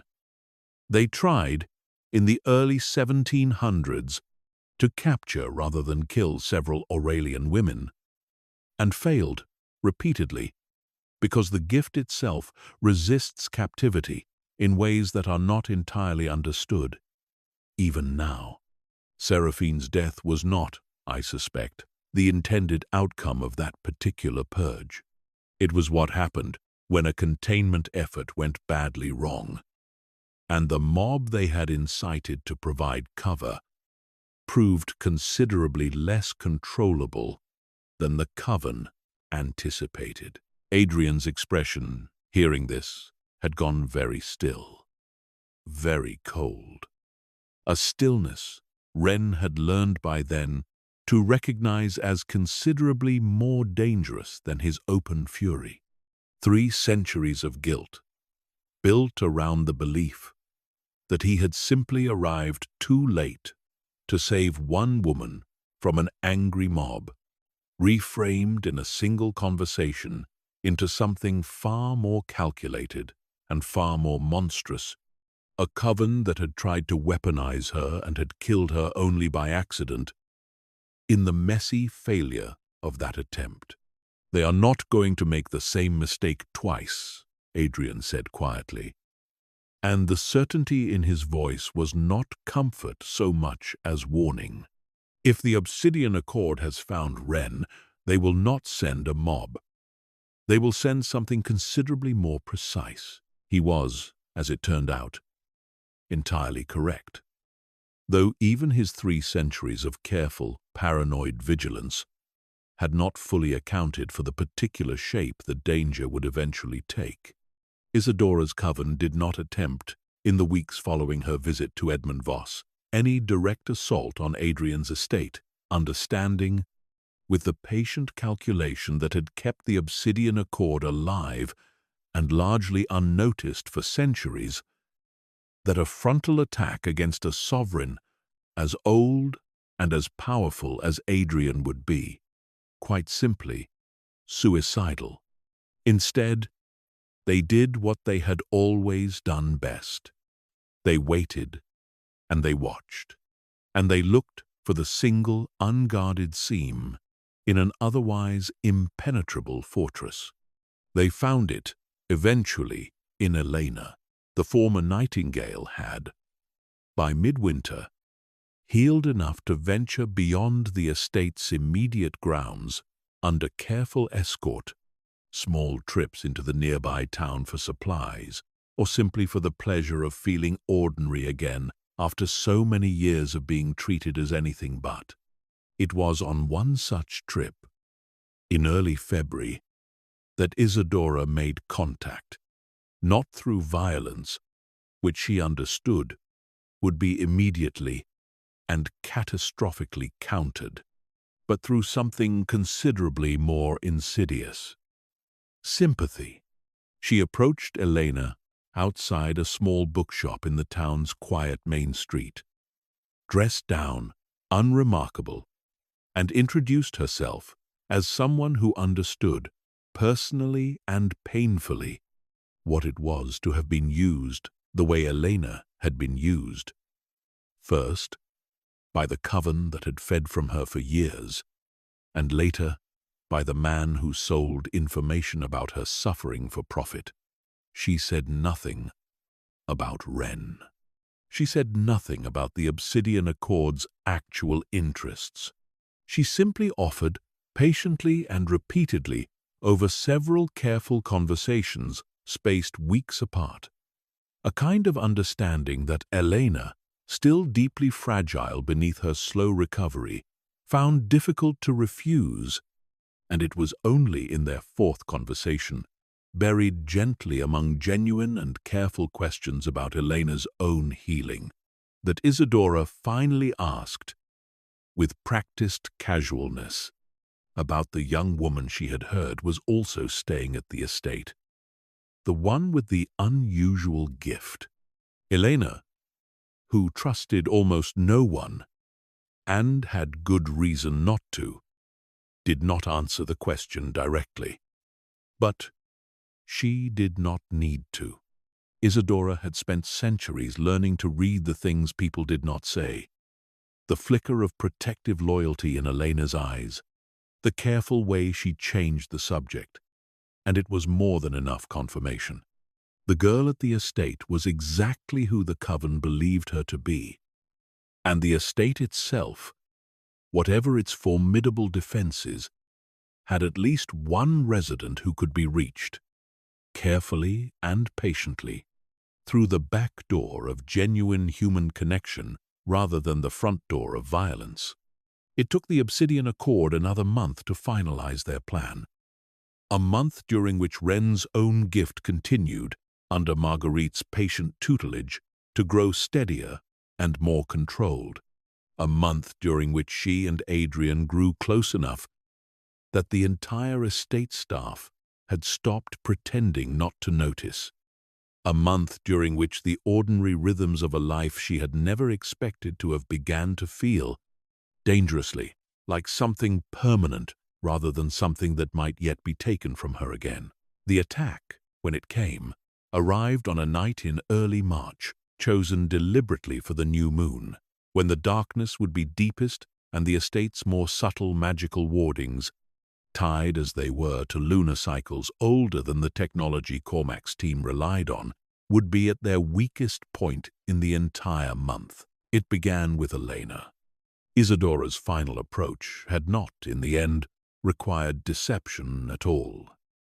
Only patience and a very carefully chosen lie of omission. She told Elena, in their fifth and final conversation, that she had learned something troubling, that a rival coven, not the Obsidian Accord, but a fabricated third party, invented specifically for the purpose, was planning to move against the estate within the week, and that the only way to protect everyone there, Wren included, was for Elena to help Isadora's people get inside quietly, ahead of the supposed threat, to reinforce the estate's defenses before the attack could materialize. Elena, whose trust had been rebuilt slowly and carefully over months but remained, beneath the surface, as fragile as spun glass, where genuine danger to the people she had come to love was concerned, believed her. She let Isadora and 4 of her coven's most capable operatives through a service entrance on the estate's northern boundary, an entrance Elena herself used regularly on her supply trips, and one that Cormac's otherwise formidable security had, in the particular blind spot every fortress eventually develops around its most trusted residents, never fully hardened against her. By the time Cormac's team realized the breach had occurred, Isadora's people were already inside the walls. Wren was asleep. When the alarms began, a soft, insistent chime, rather than the shrieking siren of Thorncross, Cormac's system, designed for discretion even in crisis, and she woke with her heart already hammering. Some instinct, honed by 4 years of institutional terror, recognizing the sound of danger before her conscious mind had fully caught up. Adrian was beside her within seconds, not because he had been sleeping in her room, a propriety he had insisted on maintaining with an old-fashioned stubbornness that privately amused her, but because the same alarm had reached him in his own study 2 floors below, and whatever else had changed about him in the 4 months since Thorncross, his speed had not. He appeared in her doorway already dressed, already armed, with the particular stillness that meant violence was imminent, and his voice, when he spoke, carried none of the tenderness she had grown used to. "Someone is inside the perimeter," he said. "Stay here. Lock the door behind me." "I mean it, Wren."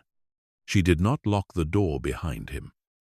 She had spent 4 years being locked in rooms by people who claimed it was for her own protection, and whatever trust she had built with Adrian over the past months, that particular instinct ran too deep to override in a single moment of crisis.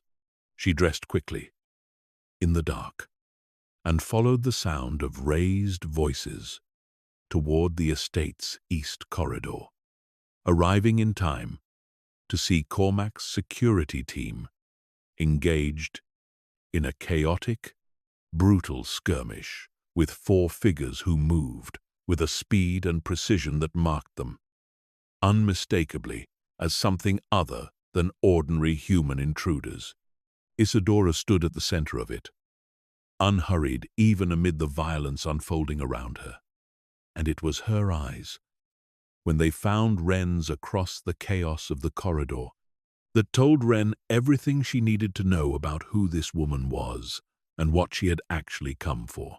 "There you are," Isadora said, and her voice carried the same practiced, patient warmth she had used on Elena for weeks, though there was nothing warm in the calculation behind her eyes. "We have been looking for you for a very long time, little Resonance. It would go so much easier for everyone if you simply came with us quietly."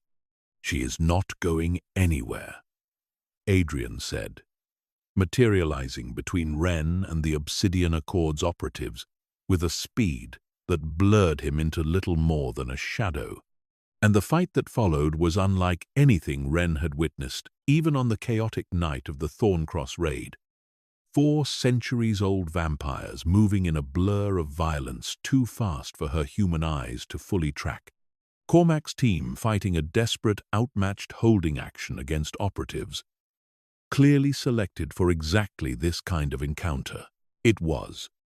Wren understood with a cold, sinking dread. A fight Adrian could not win outright, not because he lacked the strength, but because Isadora's people had come prepared specifically to counter him, silver-laced restraints concealed beneath their clothing, coordinated tactics designed to divide his attention across multiple threats at once, a plan built by a coven that had spent centuries studying exactly how to neutralize a sovereign as powerful as the one they were currently facing.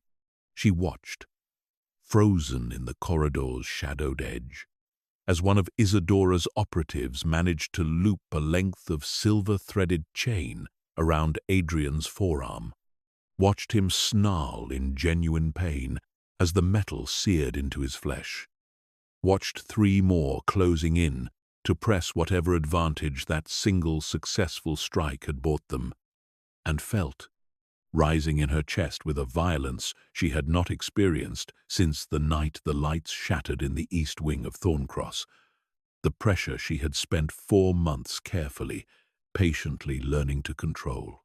Marguerite's voice echoed in her memory, calm and steady even amid the chaos.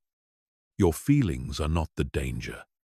The danger was always the people who never taught you how to hold them." Wren stopped trying to hold it. What happened next would be described, later, by the handful of estate staff who witnessed it and survived to talk about it, in language that varied wildly depending on who was doing the describing, because there was no single accurate way to capture what it looked like when a 19-year-old girl who had spent 4 years having every ounce of her power caged finally, completely, let it go. The corridor's windows did not merely shatter. They imploded inward and then, in the same instant, reversed, sending a storm of glass fragments outward with enough force to shred the silver chain wrapped around Adrian's arm before it could tighten further. The lights along the entire east wing of the estate surged and died in a single pulse. And the air itself seemed to thicken, pressing down on every person in that corridor with a physical, suffocating weight that sent Isadora's operatives to their knees, clutching their skulls against a pressure they had clearly been warned about, but were nonetheless entirely unprepared to actually experience. Isadora alone remained standing, and when she looked at Wren across the wreckage of the corridor, her carefully patient expression had finally, fully cracked, revealing beneath it something that looked, for the briefest instant, like genuine fear. "Fascinating," she breathed, and the word landed on Wren with the exact same clinical, appraising weight. "Doctor." Crane's voice had carried in the east wing of Thorncross 4 months earlier, and something in Wren's chest, hearing it, went past fury entirely into something colder and considerably more absolute. "I am done," Ren said, and her voice, when it emerged, carried an edge that made even Adrian, bleeding and free of the silver chain, go very still, being something people find fascinating. "I am done being a resource. I am done being cursed. And I am done being studied. And I am very, very done with people like you deciding what I am worth." The pressure in the corridor built further, and this time it did not simply radiate outward in a wave. It focused, narrow and precise, on the woman standing at the center of it. And Isadora, ancient and patient and centuries practiced at surviving exactly this kind of dangerous encounter, found herself, for the first time in longer than she could accurately recall, genuinely unable to move. Adrian crossed the distance to stand beside Ren, not in front of her this time, but beside her, an equal partner rather than a shield. And when he spoke, his voice carried a note of fierce, astonished pride that cut cleanly through the chaos of the corridor. "You do not need my permission to end this," he said quietly. "But if it matters to you, you have it." Ren did not kill Isadora. She had learned, in the months since Thorncross, that the particular brand of justice she believed in was not the same as the brutal, absolute violence Adrian's world so often defaulted to, and in the fraction of a second she had to decide. Watching this ancient, patient woman, frozen and helpless before her, she chose instead a different kind of ending.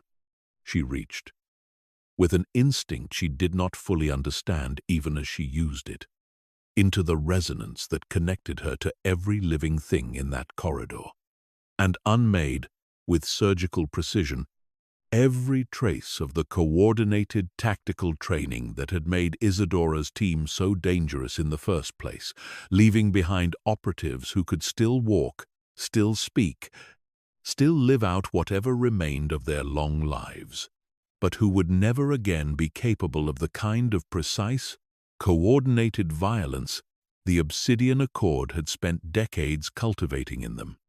It was, Professor Okonkwo Reyes would later explain, poring with genuine scholarly awe over the reports of what had happened, a demonstration of exactly the kind of gift the old records had always hinted the Aurelian bloodline possessed, and had never, in 3 centuries of fragmentary study, been able to properly document.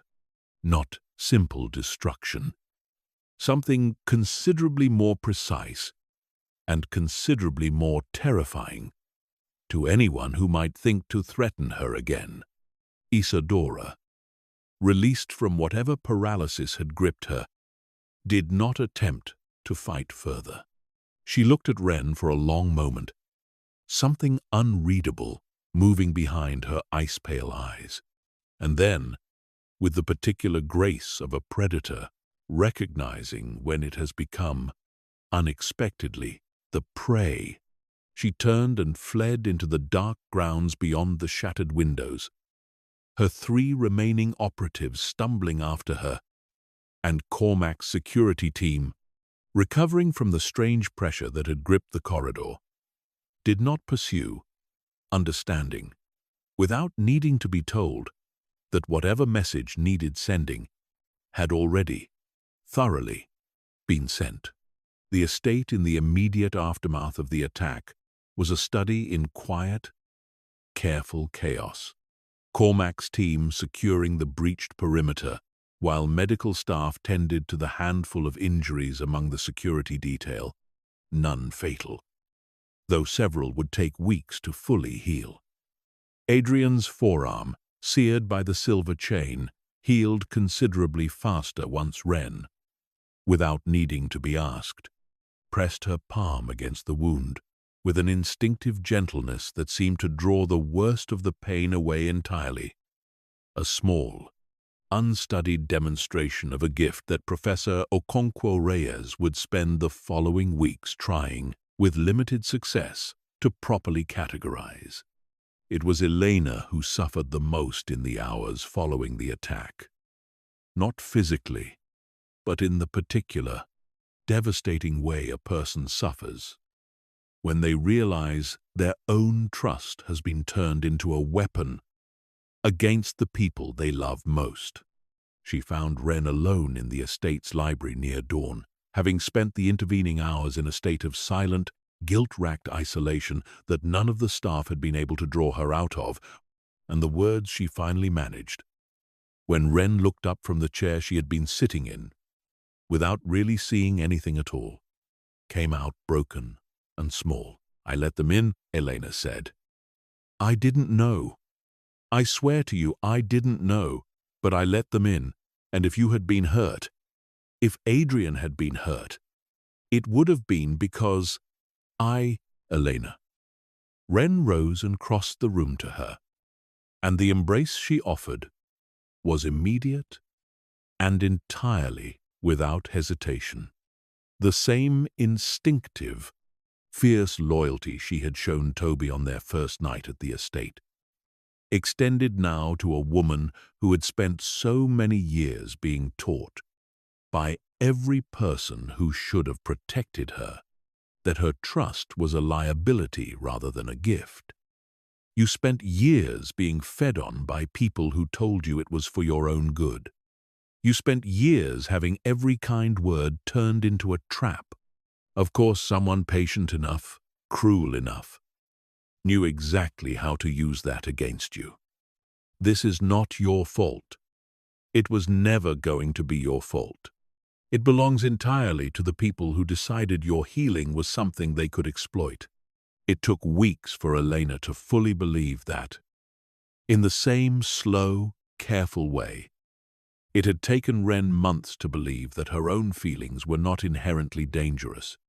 But she believed it, eventually, and the estate's defenses, in the meantime, were reinforced considerably, not out of any diminished trust in Elena herself, but out of a hard-won understanding, shared now by everyone who lived within those walls, that love and vigilance were not, as Thorncross and the Obsidian Accord alike had taught them all in different cruel ways, mutually exclusive. The final reckoning, the one Adrian had promised himself the night he tore through the gates of Thorncross Sanatorium, arrived 3 weeks after the failed attack. Once Cormac's investigators had finished tracing the full extent of Edmund Voss's involvement in the affair. It had not been difficult. Edmund, never a particularly careful man even at the height of his comfortable, ill-gotten fortune, had left a trail of financial transactions, encrypted messages, and increasingly frantic phone calls to a coven that had, in the wake of Isadora's failure, quietly and permanently cut all contact with him, leaving him exposed, friendless, and entirely without the payment he had been promised for his part in the plot against his own niece. He was living, by the time Adrian's people found him, in a cramped, extended-stay motel 2 states away, having burned through what little remained of his savings on lawyers who could not help him and private investigators who had already failed him once. He answered the knock on his door, expecting, based on the careful, official-sounding voice on the phone that had summoned him to the meeting, a process server delivering fresh legal papers related to the ongoing federal investigation into Thorncross. He did not expect Adrian. The Vampire King stood in the doorway of that shabby motel room with a stillness that filled the entire space, and Edmund Voss, staring up at a face he had only ever heard described in the increasingly hysterical, disbelieving reports his hired investigators had brought back from Ashford Hollow, felt every remaining scrap of his self-serving composure evaporate in an instant. "You know who I am," Adrian said, and it was not a question. Edmund did not attempt to deny it, and he did not, to his very limited credit, attempt to run. Some last vestige of self-preservation instinct, informing him that running would accomplish nothing except making whatever was about to happen considerably worse. "I didn't know what they were going to do to her," he said instead, the words tumbling out fast and desperate. "Isadora. Whoever she was, she told me they just wanted to study her, that they wouldn't hurt her. I swear, I didn't know." "You sold your 15-year-old niece to a man who ran a facility built on extortion and cruelty," Adrian said, and his voice, quiet and level, carried more weight than shouting ever could have. "You knew exactly what kind of arrangement you were making the first time, Edmund Voss. You simply did not care so long as the money kept arriving. Do not insult either of us by pretending this second betrayal represents some new and unfamiliar moral low for you. It is only, at last, the one that finally caught up with you." He did not kill Edmund Voss, though every instinct 3 centuries deep screamed for exactly that outcome. He had promised Wren, in the aftermath of the attack, that this particular reckoning belonged to her to decide, just as Crane's fate had belonged to her 4 months earlier, and she had thought about it for a long time before answering, sitting curled in the library's armchair, with a steadiness that had grown considerably since the night the lights first shattered in the east wing of Thorncross. "I don't want him punished by you," she had said. "I want him to spend the rest of his life exactly as powerless as he made me. No money, no family, no trust fund to hide behind. Let the federal investigators finish what they started with Crane's finances, and let Edmund answer for every dollar he stole under my name in an actual courtroom, in front of actual consequences, with no immortal king around to make it easy or hard. I want him to face what he did as an ordinary, mortal man, because that is exactly what he chose to be when he decided my life was worth less to him than a trust fund." Adrian delivered that verdict to Edmund Voss with the same cold, absolute finality he had delivered every other decree of his 300-year reign. And within the month, the full extent of Edmund's financial crimes, meticulously documented and anonymously delivered to federal investigators already circling the wreckage of Thorncross Sanatorium, resulted in charges that would keep him occupied in courtrooms and eventually prison cells for a considerable portion of whatever remained of his ordinary, mortal life. He never learned who had delivered the evidence against him. He never learned, in fact, precisely how thoroughly and how permanently his fate had been decided months earlier by the niece he had once dismissed as nothing more than a line item on a guardianship ledger. Spring arrived slowly in the mountains that year, the way it always did.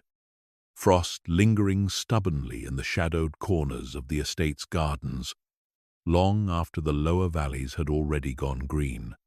And Wren found herself, in those quiet weeks of thaw, standing at the edge of a transformation considerably larger than the one that had carried her out of Thorncross the previous autumn.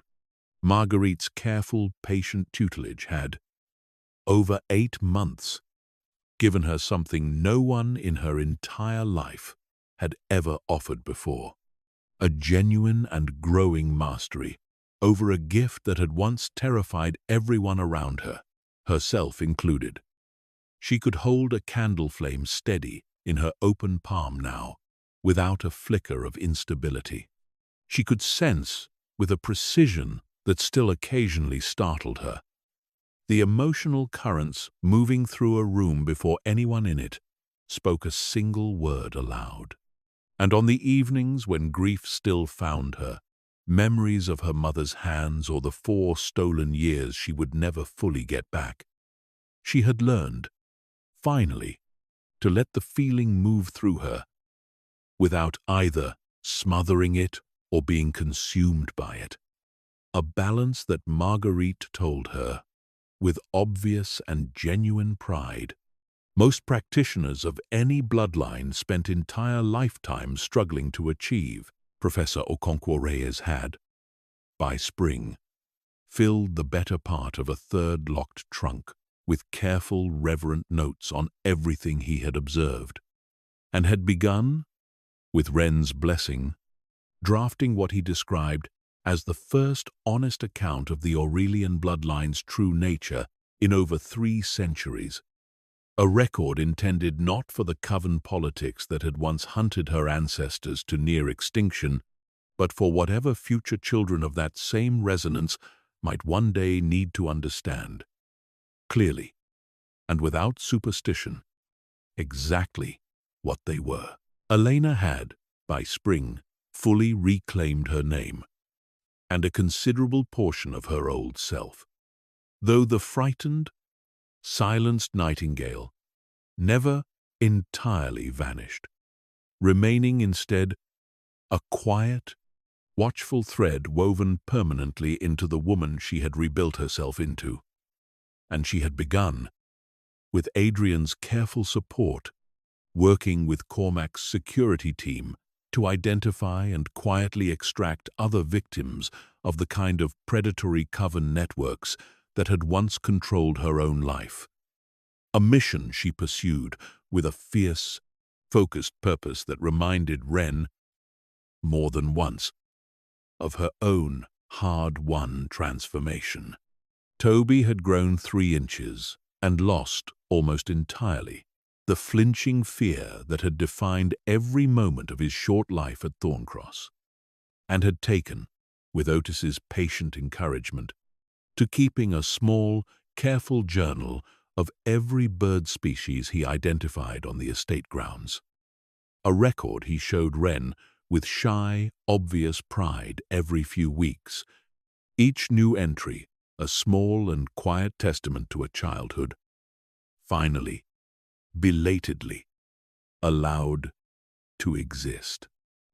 And Adrian, 3 centuries old and once convinced that hope itself was a luxury, he had permanently forfeited the autumn. Seraphine died, had begun, slowly and almost against his own careful instincts, to let himself imagine a future considerably brighter than anything he had allowed himself to picture in longer than he could accurately recall. It was on an evening in late April, the estate's gardens finally, fully green, after the long, stubborn winter, that he brought her to the same balcony overlooking the tree line where she had first cried, 8 months earlier, the tears of a wound beginning at last to close.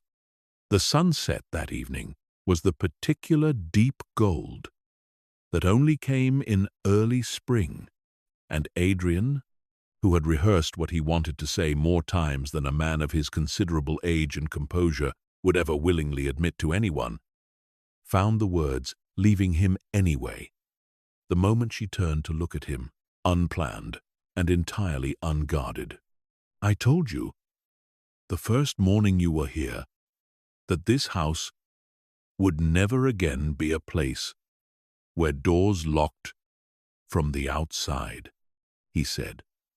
"I want to tell you something else now, something I should perhaps have waited longer to say, except that I have already waited 300 years for the chance to say it to anyone at all, and I find I am not particularly interested in waiting any longer than I have to." He reached into his coat and withdrew a small, simple ring, nothing like the extravagant jewels his old court traditions might have demanded. A plain band set with a single dark stone that seemed, in the fading light, to hold a faint and steady violet glow of its own. "I am not asking you to become my queen because tradition requires it, or because some ancient bloodline prophecy demands it. or because the covens expect it of me. I am asking because I have watched you rebuild an entire life for yourself out of the wreckage the world handed you, choice by careful choice.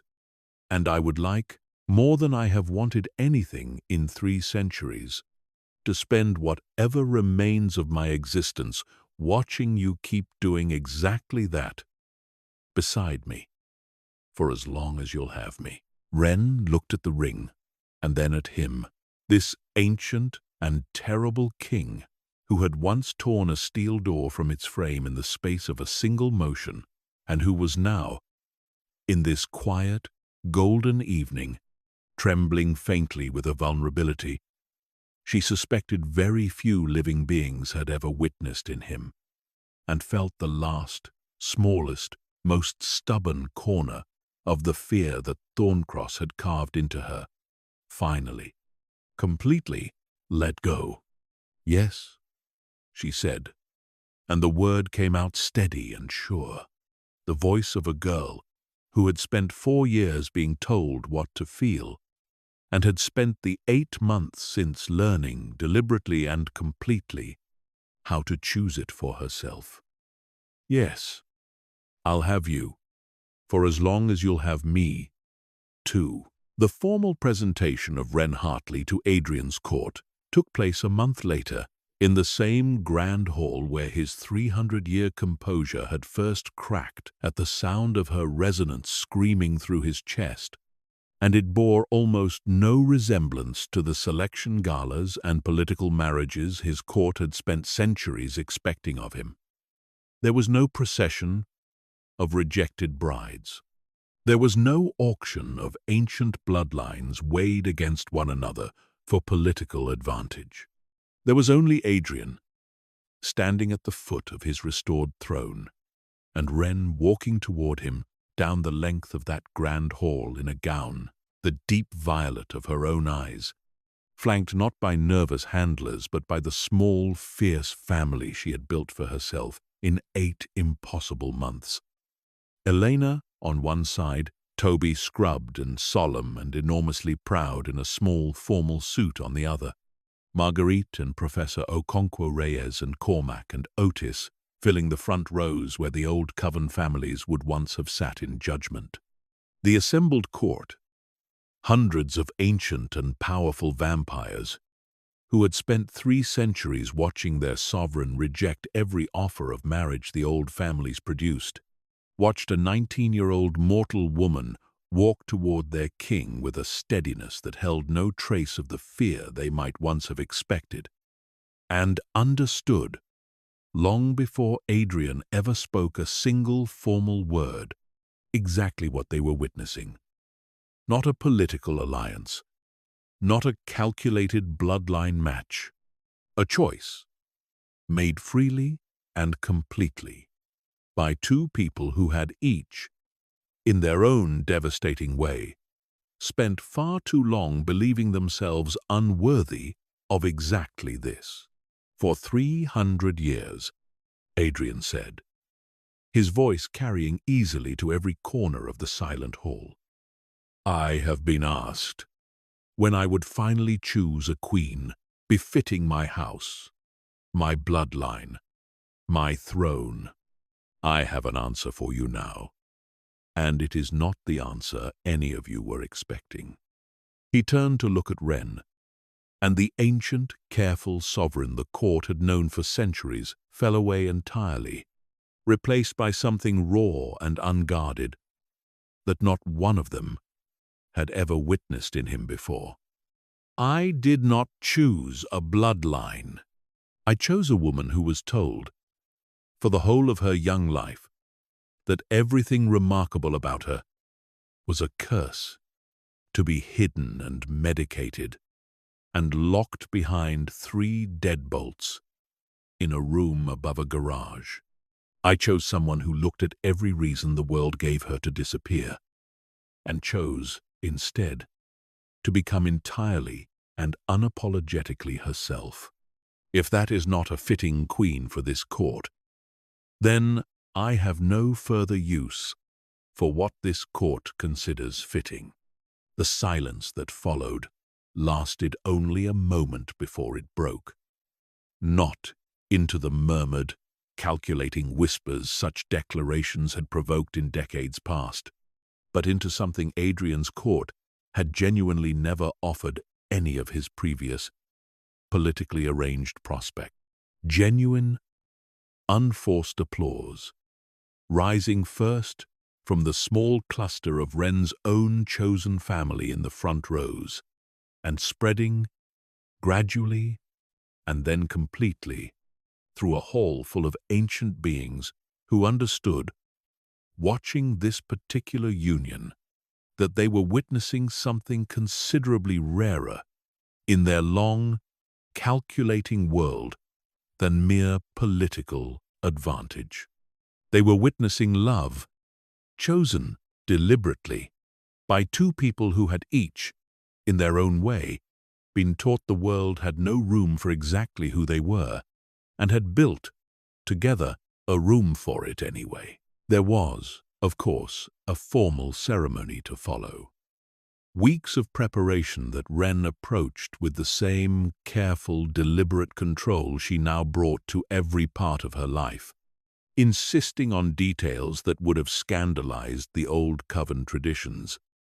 A ceremony held partly at sunset, rather than the deep of night, so that Toby and Otis and the small circle of mortal staff who had become her family could fully attend without the careful accommodations vampiric events usually required.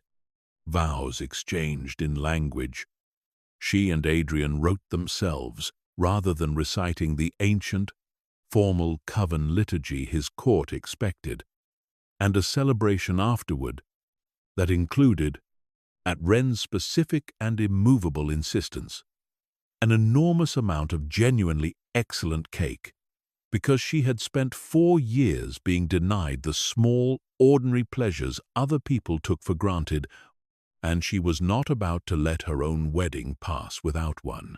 Edmund Voss, sentenced that same spring to a considerable term in federal prison for the extensive financial crimes uncovered in the wake of Thorncross's collapse, learned of his niece's marriage to a reclusive shipping magnate through a brief, unremarkable mention in a business journal he had access to in the prison library, and felt, reading it, an old and familiar bitterness rise in his chest.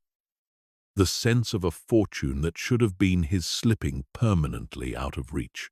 He did not know, and would never know, the true nature of the man his niece had married, or the true scale of what he had lost.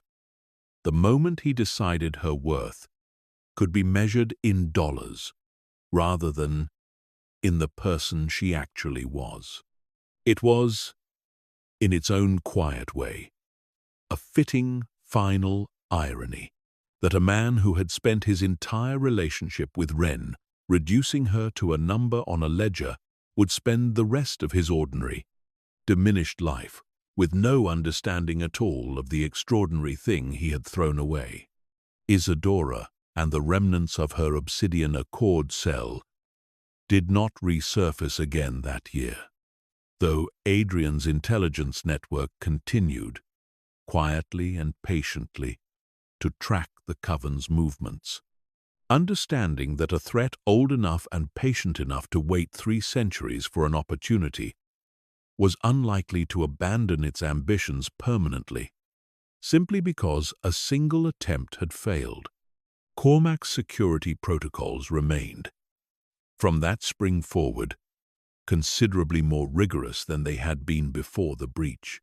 A hard-won lesson about the particular danger of blind spots built from trust, though Elena, true to the fierce resolve she had discovered in the aftermath of her own guilt, became one of the sharpest and most vigilant members of that expanded security effort, rather than retreating from it, determined that no one she loved would ever again be endangered by a wound in her own trust that someone else had learned to exploit.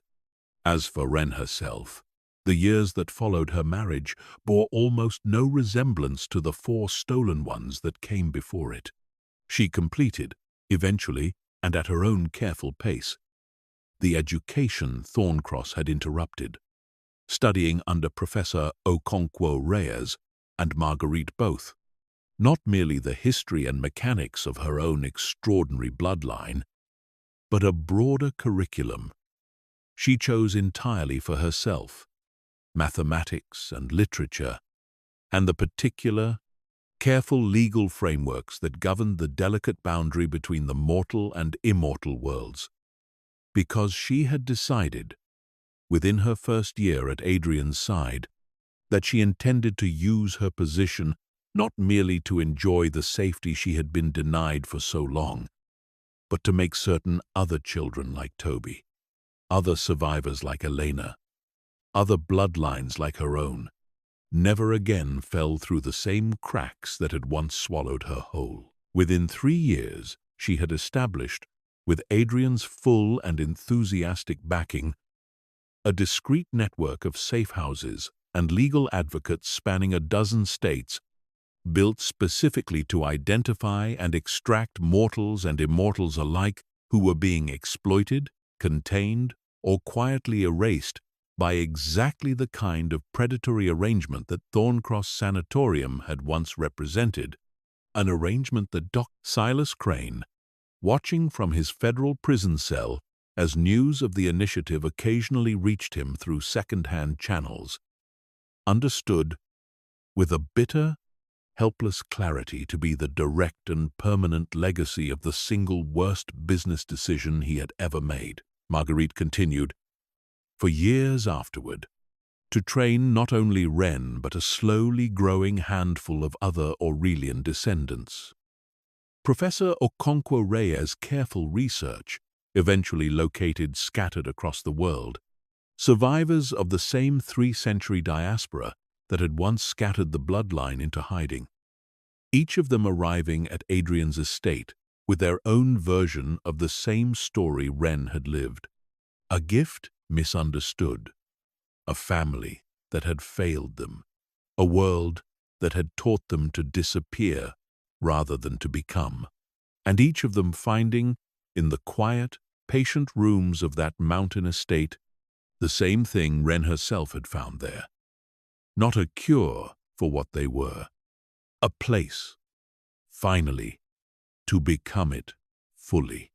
Toby grew, over the years, into a quiet, steady young man who eventually took over Otis's role, managing the estate's extensive grounds, never losing the careful, patient love of small growing things that had first anchored him in the terrifying early days after Thorncross. And Elena, decades on, remained one of the fiercest and most trusted voices in Adrian's court, a woman who had once been silenced so thoroughly she could not even speak her own name, now standing in rooms full of ancient power and never once again allowing herself to be talked over, dismissed, or used. And Adrian, 3 centuries old when he first felt a 19-year-old girl's fury shatter every light in a locked stone hallway 3 states south of his tower, found himself decade after decade that followed, still occasionally struck, still with the same disbelieving wonder he had felt kneeling before her, on that first quiet morning, watching her build, choice by deliberate choice, an entire life and an entire legacy out of everything the world had once tried to convince her was a curse. She had spent 19 years being told, by nearly everyone who was supposed to love her, that what she was could only ever be hidden, medicated, or feared. It took one ancient king, 300 years of patient, guilty listening, and a single shattered hallway of glass to prove, finally and completely, that they had all of them, every last one, been catastrophically wrong. The girl they locked away for being cursed did not simply escape the walls built around her. She tore them down, brick by brick, and built something infinitely larger in their place. A home not just for herself, but for every lost, misunderstood soul who came after her and stood at the center of it, finally and forever, exactly as she was always meant to be seen, not cursed, not broken, not a line item on anyone's ledger. A queen, chosen and choosing, in a kingdom built at last on her own extraordinary terms. There is one final piece of this story worth telling, because it is the piece Wren herself has always considered the truest measure of everything that changed the night Adrian tore through the gates of Thorncross Sanatorium. 10 years after that first impossible evening, on the anniversary of the raid, she returned, of her own choosing, and with Adrian quietly at her side, to the fog-choked hills of Ashford Hollow, to the empty lot where the grey stone building had once stood before the state, finally demolished it in the wake of the federal investigation that followed Crane's arrest. Nothing remained of Thorncross by then but a foundation slowly being reclaimed by wild grass and the same stubborn Appalachian fog that had never once, in all the years she lived there, fully lifted. Wren stood at the edge of that foundation for a long time, and Adrian, who had learned in a decade of marriage exactly when his presence was needed and when silence served her better, simply stood beside her and waited. "I used to think this place was going to be the whole of my life," she said finally, watching the fog curl low over the broken stone. "I used to lie in that room and think, this is it. This is as much as I get. 3 deadbolts and a barred window, and people who decided what I was allowed to feel. I couldn't have imagined any of what came after. Not you, not Elena, not Toby, not the safe houses, not any of it. I didn't have the imagination for a life this big, because nobody had ever shown me one was possible. You do not need imagination for it now," Adrian said quietly, taking her hand in his. "You built it, every piece of it, deliberately, on your own terms."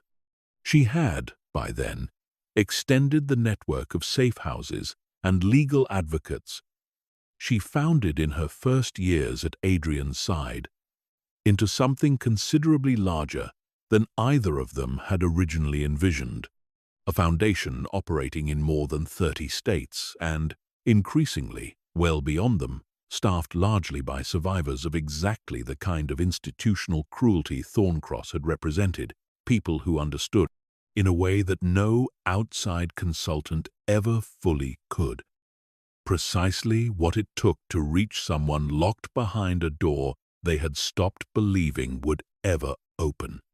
Every year, the Foundation's careful, patient investigators located and extracted dozens of people, some mortal, some not, from arrangements built on the same cynical calculation Edmund Voss had once made about his own niece, a life measured only in the money it could be converted into.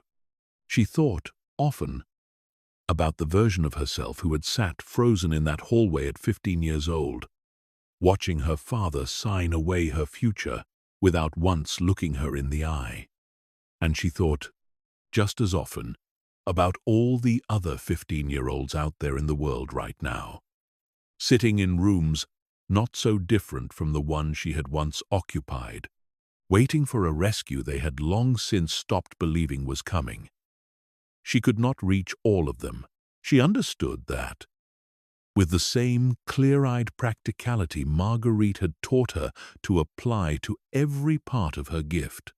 But she could reach some of them, and she had built an entire life, an entire kingdom, around the deliberate, unrelenting effort to reach as many as she possibly could. That, in the end, was the answer she gave whenever anyone, mortal or immortal, asked her what it actually meant to have gone from a locked room above a garage to a throne beside an ancient king. It did not mean escaping her past entirely. It meant taking every terrible thing that past had tried to teach her, about her own worth, about who deserved rescue and who did not, and building, deliberately and with her own two hands, a life that proved every single one of those lessons wrong. Adrian watched her say it. That afternoon, at the edge of the ruined foundation, the same wonder in his ancient eyes that had never once, in a decade of marriage, faded into ordinary familiarity, and understood, standing there in the fog beside the woman who had rewritten the ending of his 300-year story as thoroughly as she had rewritten her own, that he had not simply found what he spent 3 centuries searching for. He had found something considerably larger than the debt he once believed he owed to a memory. He had found a future, chosen freely, standing solid and unshakable in a place that had once been built entirely to convince her she would never have one at all. If this story of a broken system, a stolen inheritance, and a king who crossed 3 centuries to find the one soul worth waiting for kept you glued to the screen, you already know what to do. Hit that like button.